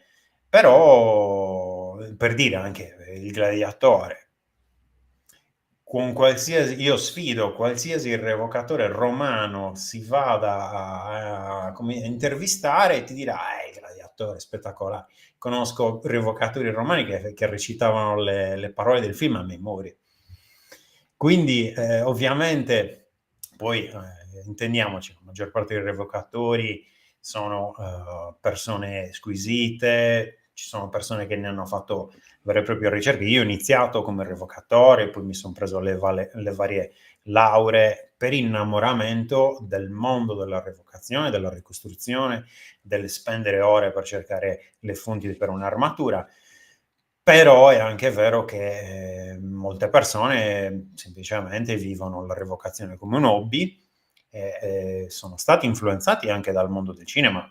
Io da piccolo avevo visto Excalibur, famosissimo, diciamo con Merlino che aveva l'elmo metallico proprio di forma quasi del cranio e aveva queste armature non medievali, rinascimentali o comunque tendenti al Rinascimento, esageratissime, bellissime. E ovviamente queste cose incidono come dire, sul nostro essere e lasciano poi degli strascichi, tant'è che poi io ho fatto anche revocazione medievale, tornei, cioè sono cose comunque che lasciano il segno. E quindi è sempre lì, è sempre in bilico, no? Bene, a mio avviso concludiamo. Quello che a me onestamente spaventa, sia in Gladiatore, sia anche 300, è comunque il fatto che manipolano la storia e dicono cose sbagliate, cioè Marco Aurelio ammazzato da Commodo, cioè son proprio cose sbagliate. Questo uso della storia, cioè tu stai facendo un lavoro storico, stai toccando la storia, non dovresti modificarla. Lì la fai per scelte di trama, eccetera, che a mio avviso è sbagliato, cioè se non ti piace quella tipo di storia ne cambi, te ne fai un'altra. E poi anche lì il Gladiatore, c'è sempre i film americani parlano sempre di loro stessi, c'è questa repubblica contro l'uomo che vuole emergere tra tutti, vuole capovolgere, cioè Trump è di fatto, Trump è la paura degli americani. Guardate da, cos'è? Da oggi, facciamo 2026, dal 2000, tutti i film americani parlano di questo, di questa paura. Trump è l'incarnazione di questo, effettivamente ce l'ha fatta. Gladiatore parla di questo, c'è i senatori vogliono far fuori questo tiranno che è impazzito, però fatto sta, quello che a me veramente, alla fine, io l'ho messo come gradino più basso, dove veramente c'è un falso doloso, c'è una visitazione proprio storica dolosa, è il film Napoleon di Ridley Scott, dove un esempio tra tutti, io l'ho visto al cinema, non mi aspettavo niente, a me Ridley Scott non piace, però l'ho visto al cinema dicendo, cavolo, beh, sarà un film, sai, un film Napoleone, ci sarà la guerra, ci sono effetti speciali a manetta, che ti vuoi aspettare? E invece no, tutta una sua visione, una visitazione del personaggio, ma soprattutto la cosa che, un esempio che mi ha personalmente colpito, quando parla prima della campagna in Egitto, e poi sono sceso, sono andato in campagna, sono fatto la campagna in Egitto, prima sono andato in Italia senza neanche combattere, si sono arresi, dove effettivamente le campagne in Italia di Napoleone sono la sua carta la sua ascesa, se vogliamo, la sua ascesa militare, poi politica, quindi quella lì l'ho percepito proprio come una rivisitazione storica, proprio una cosa dolosa, a mio avviso estremamente da puntare il dito negativo, perché se non ti piace il personaggio non puoi rivisitarlo, ecco, voglio dire, poi Napoleone era un uomo come tutti, avrà un sacco di difetti, se vuoi fare un film di critica puoi farlo, ma non puoi, a mio avviso, modificare così per tuo uso e consumo la storia. Ecco, per me questo, sono veramente intransigente su questo, prego. Diciamo che gli anglosassoni detestano in genere Napoleone, quindi... E poi non farlo, cioè... ma lo fanno Fai un film apposta. su Wellington, No, invece ci sono le fanno... trincee con le palizzate. Non Cioè, so se l'hai mai notato, ma quando senti anglosassoni parlare di Napoleone, raramente ne parlano bene. Ma fai un film su Wellington, fai vedere quanto è stato bravo, quanto è stato bello. Invece Ma così Wellington... non puoi parlare male di Napoleone. O comunque non puoi far vedere quanto fosse cattivo. Non so, io sono avvelenato, sono di parte con Napoleone, non mi spiace, non ce la faccio. Comunque sì, la scusa, se uno fa un film su Napoleone, come minimo deve essere un film solo fatto per gli effetti speciali e il fatto che c'è i cannoni. Solo per quello, cioè... Insomma, poi parliamo di Austerlitz, il capolavoro della battaglia, un ghiacciaio, cioè, va sulle tende, cioè, va... non lo so. È un film in cui gli effetti speciali si potrebbero sprecare. Poi le guerre Invece napoleoniche. è stato un peccato, cioè mi immaginavo, poi adesso con 3D e tutto, cioè veramente, non so se è presente il film 1917, vedi le ossa, cioè veramente vedi il realismo bestiale, mi aspettavo una roba così, sai com'è?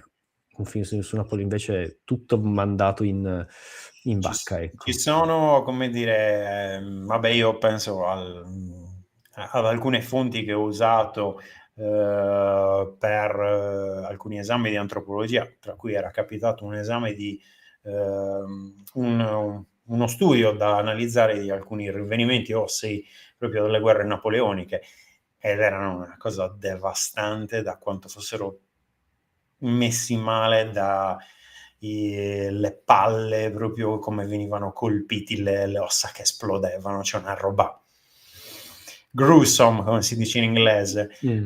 Tant'è che poi c'è la famosa corazza di quell'ufficiale sfondata Sì, dalla sì, palla di corazzata. cannone. Cioè, se vuoi fare un film su Napoleone, insomma, con gli effetti speciali che ci sono oggi, cioè, hai ampio spazio per fare qualsiasi cosa, quasi.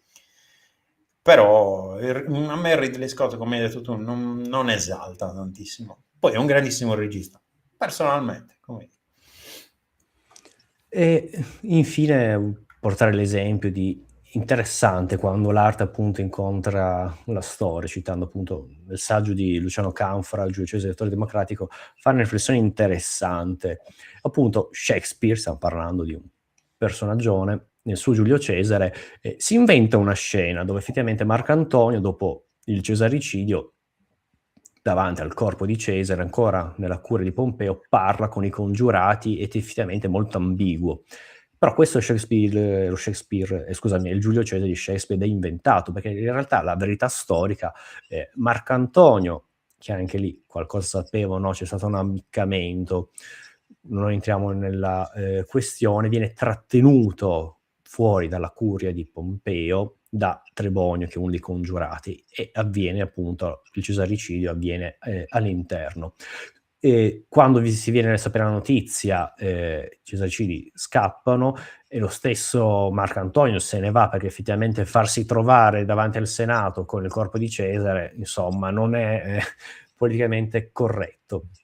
Fatto sta che poi i Cesaricidi si barricano nel Campidoglio e Marcantonio va nella sua casa, eccetera. Allora lì decide effettivamente, è ambiguo fino all'ultimo, non sa se stare dalla parte dei Cesaricidi oppure effettivamente contro, poi se, come sappiamo, con Augusto, eccetera, faranno il nuovo triumvirato.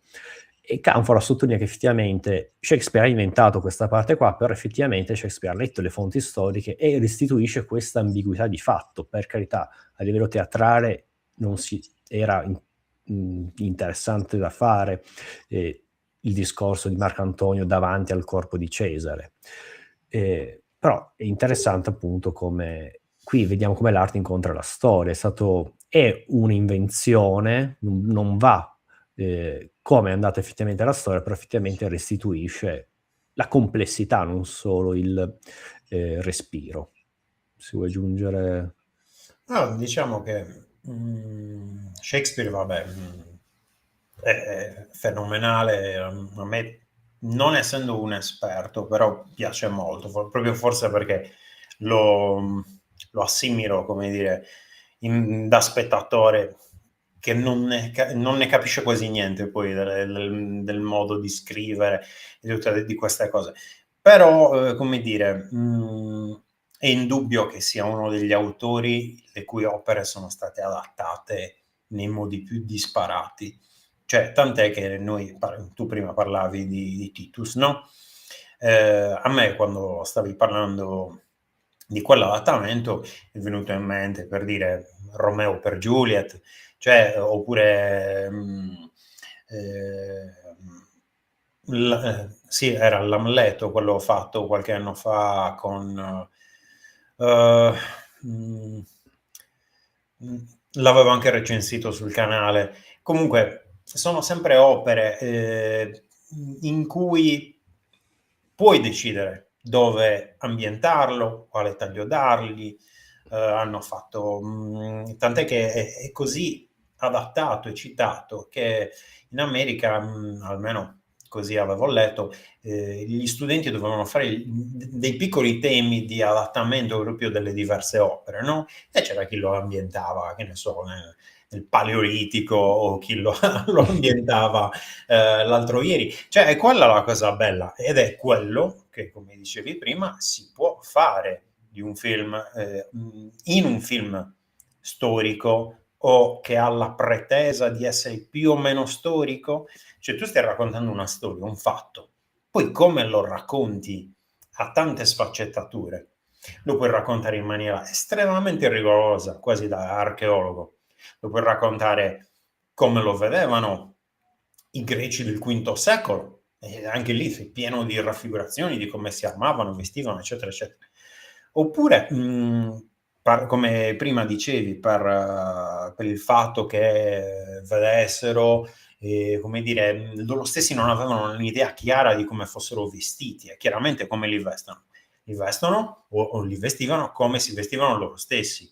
E questa cosa in realtà è rimasta così per molto tempo nella storia umana, tant'è che se vai a pensare alle scene di crocifissione del Cristo, non vedi i soldati romani nei retabli medievali in maniera filologica, cioè, li vedi armati come erano i loro contemporanei. Sta cosa più o meno rimane più o meno in questa situazione sino a, diciamo, il 1600, quando iniziano, in realtà già dal 1400 iniziano a tirare fuori statue romane, ci sono i resoconti, inizia proprio il concetto anche di conservazione di queste statue. E lì vedi che iniziano un po' a modificare anche le loro rappresentazioni delle scene della crocifissione, non li vestono più, per dire, io adesso penso a una statua di San Giorgio che conosco benissimo, che ha l'armatura spagnola. Quell'armatura un po' inizia a sparire nelle scene della crocifissione, oppure nella scena in cui Pietro taglia l'orecchio al soldato romano, alla guardia, non ricordo. Comunque, vedi delle armature simil-romane, un po' bruttine, di qualcuno che sta cercando di copiarle ma non le conosce benissimo. E a me personalmente è capitata di vedere una roba del genere andando in una chiesa di un paesino, la Sardegna, in cui il santo aveva un'armatura, diciamo, più o meno, era una statua di un santo, ora non ricordo, dovrebbe essere San Michele probabilmente, ed era vestito con questa armatura, diciamo, romaneggiante, una statua del 1600. E cosa hanno fatto? Qualche devoto gli ha dato le spalline della sua uniforme di rappresentanza. Presente che alcune giacche, diciamo, uniformi di rappresentanza hanno delle spalline particolari con una specie di roba dorata che scende, e gliele ha messe sulla statua. Sicuramente avranno fatto una donazione di qualche tipo, ora io non entro nello specifico, però questa cosa si riflette nel modo di rappresentare delle figure antiche. Cioè, se noi dovessimo ragionare come facevano loro, probabilmente in una scena attuale di crocefissione del Cristo, noi probabilmente i soldati Il li selfie. metteremo con l'elmo moderno e il fucile, cioè, capito? Io mi immagino col selfie che... O con il selfie stick è ancora peggio, però, capito?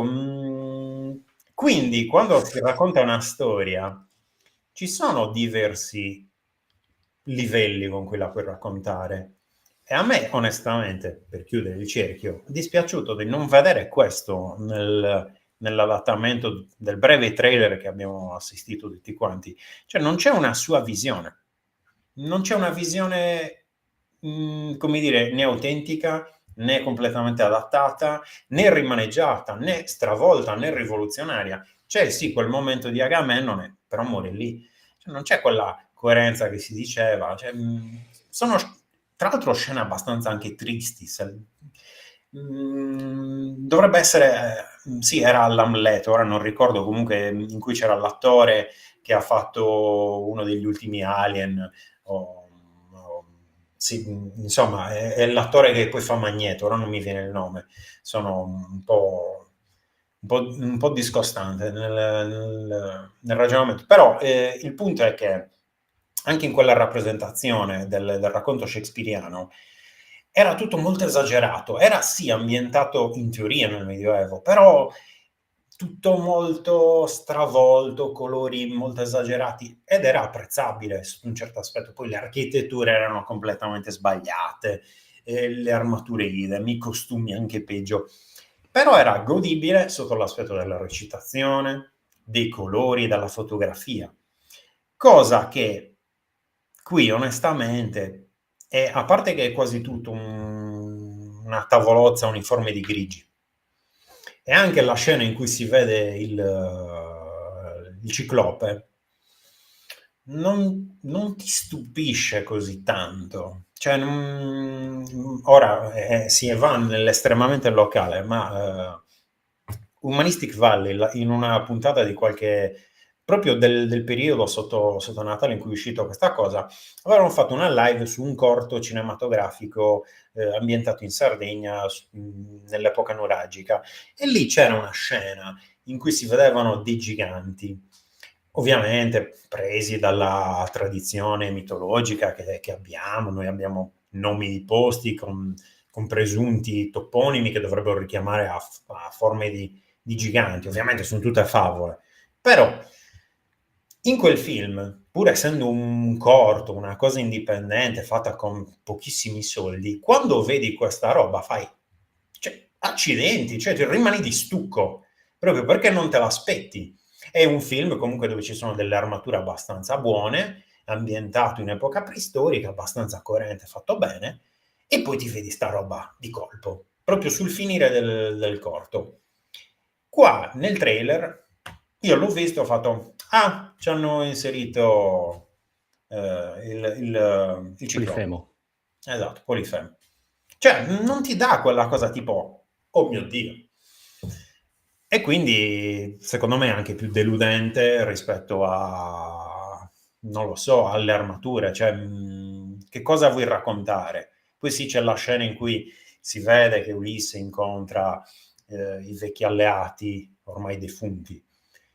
Però anche lì a me ha colpito di più la versione fatta da un tizio che non si saprà mai chi è, o se si sa qualcuno lo dica, che gli ha messo le armature di Dendra che sono di 400 anni prima.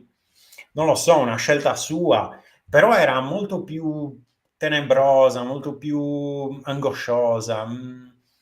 Quando ho visto la scena del trailer originale, boh, sì, si sa, però non colpisce, non stupisce, almeno questa è la mia umile e proprio basilare impressione. Ma io ti dico semplicemente proprio per lo soggettivo, io sono gasato onestamente, a me piace molto Nolan, qui ho messo una serie di film che trovo, oltre ad essere un bravo regista, anche un bravo sceneggiatore, anche nelle scrivere, infatti sono rimasto molto amareggiato da questo trailer, comunque le immagini e tutto, a me gasa questo film, andrò sicuramente a vederlo, magari se esco proprio il primo giorno, non lo so. Quello Io sicuramente, io adesso non lo os sì, vai. guarderemo tutti. No, ma ti dico, nonostante queste cose, anche a me le immagini, a me invece il Ciclope ha, emozionato, eccetera. Ti dico, qua È si parla del stupito. soggettivo, per dirti, quindi io mi aspetto molto da questo film, soprattutto mi piace molto il tema, l'Odissea, conosco Nolan che sa come linguaggio, eccetera, quindi un tema così complesso che mi piace molto, fatto da lui, mi aspetto grandi cose, ecco, la mia delusione la metto un po' da parte, eccetera, e lo so, sono cioè, Diciamo che come regista ha sempre dimostrato di saper fare delle cose fenomenali, cioè Interstellar, insomma, se ne è parlato per anni di questo film, ma anche i vari Batman, cioè proprio ha aperto un filone che prima Batman era boh, l'omino in tuttina, poi è si è arrivato capito che lui. i cinecomics non è che fanno cagare, i film Marvel che fanno cagare, cioè parliamone, cioè eh, Batman di Nolan come anche il Joker, non mi ricordo del regista, cioè son veramente dei film Son dei bellissimissimi. film anche tenebrosi, cioè soprattutto tenebrosi, oddio, non anche, cioè principalmente. Non sono i film del supereroe in tuttina a cui eravamo abituati, cioè c'è un tizio invece che è un miliardario, c'ha un carro armato al posto dell'auto, cioè son fatti bene oggettivamente. Mi aspettavo quello stesso stile o comunque quella stessa qualità in questo prodotto che è completamente diverso, ma e poi più o meno chiudiamo perché abbiamo quasi fatto le 2 ore. Io mi aspettavo, qualcosa di quel tipo. Il problema è che, come dicevi tu, quando si tratta di racconti storici e più si va indietro nel tempo, e questo è vero, ma anche per l'idea che si fa in genere la gente, per alcuni romanzi, per adattamenti cinematografici, film e via cantando. Poi ci sono le eccezioni, però più si va indietro nel tempo e più sembra fattibile poter cheating, imbrogliare, perché uno dice, ma non si sa, non ci sono grandi fonti. No, le fonti ci sono, è che devi essere un archeologo per conoscere quelle fonti, o comunque devi essere una persona che ci si dedica. Il fatto che questi registi, queste persone hanno la possibilità, soprattutto oggi, con le intelligenze artificiali, ma anche ieri, Ma semplicemente con i soldi, voglio dire, non serve con i l'intelligenza soldi, sì, artificiale, cioè, cioè. io ricordo una citazione di un revocatore italiano che vive in Germania o in un paese di questo tipo che ho su Facebook, che diceva che lui era stato contattato da un regista. Questo regista poi, di tutte le, cioè, questo qui ha delle armature romane pazzesche, identiche agli originali quasi, veramente fatte di una filologia bellissima.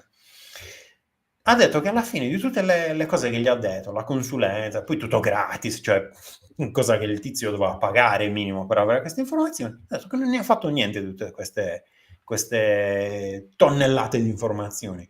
Allora dico, non è questione del fatto che non ci siano, ci sono, è pieno di revocatori che partecipano, come dicevi tu, anche per quando hanno fatto i trailer di Angela per il nuovo libro, cioè, ma stuole di revocatori sarebbero andati gratuitamente per fare quei mini trailer. E perché non sono stati fatti? Perché forse non c'era la volontà, non c'era l'energia, era più veloce farli così. Però poi il prodotto che si ottiene è una mezza ciofeca. E il punto è, il pubblico è così educato da capirlo? Temo di no. Sicuramente no, perché ci ripropongono sempre questo, però quello che voglio passare appunto perché il tema è storico, stiamo maneggiando un qualcosa di, delicato, un qualcosa di storia, capisco che io sono di parte, però a mio avviso ci vuole, delicatezza, bisogna essere consapevoli. Poi appunto fa parte del linguaggio, cioè se stiamo parlando di arte storica è fatta con quel linguaggio, devi fare i conti con quello e se sbagli, hai sbagliato qualcosa, voglio dire. Se io volessi fare un pezzo swing, pezzo jazz, non ci metto lo swing, o sono un genio assoluto come Jobin che faccio la bossa nova, invento qualcosa di estremamente diverso, oppure faccio Giovanni Allevi che faccio la sparata, io ho unito a musica classica e jazz, poi alla fine sei un altro Einaudi, voglio dire, per dire. Diciamo che alla fine sempre ai posti l'ardua sentenza. Sicuramente. Diciamo che abbiamo quasi raggiunto le 2 ore, mancano 10 minuti proprio a raggiungere le 2 ore spaccate. Io, Gianluca, ti ringrazio veramente per la bella serata. Grazie a te, è stato un onore. Guarda, l'onore è stato mio di averti ospitato. Ti ringrazio ancora per avermi ospitato a suo tempo, tanti anni fa, sul tuo canale. Niente, sono molto, se posso, molto contento appunto di quella live, è stata la mia prima live del mio primo canale, veramente era tutto all'inizio, un bel ricordo, è stato veramente molto interessante, quindi ci tenevo a Replicare. replicare, ecco.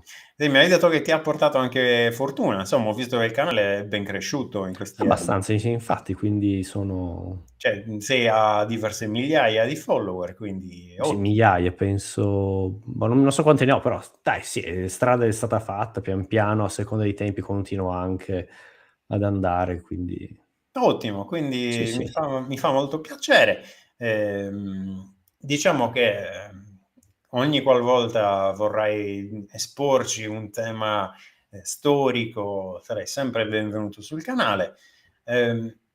L'idea di queste live, insomma, è proprio di ospitare delle persone che io reputo competenti, che hanno qualcosa di interessante da dire, o più o meno non dico inventato perché è un format strausato, però a mio giudizio, diciamo, ho tirato su questa piccola finestra in cui lascio il campo libero ai diversi esperti. L'altra volta c'era Massimo Feno che, a parte laureato anche lui, insegnante di arti marziali, istruttore, poi addirittura rappresentante per la divisione, diciamo, italiana della Krav Maga Global, quindi cerco sempre di tenere il livello abbastanza alto per i relatori che invitiamo sul canale. Niente Gianluca, veramente grazie mille della tua partecipazione.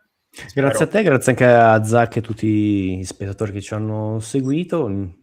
L'invito è esteso anche a te nel mio canale appena sarò un po' più tranquillo. Vorrei anch'io riprendere con live e video, ma un certo, passo alla volta.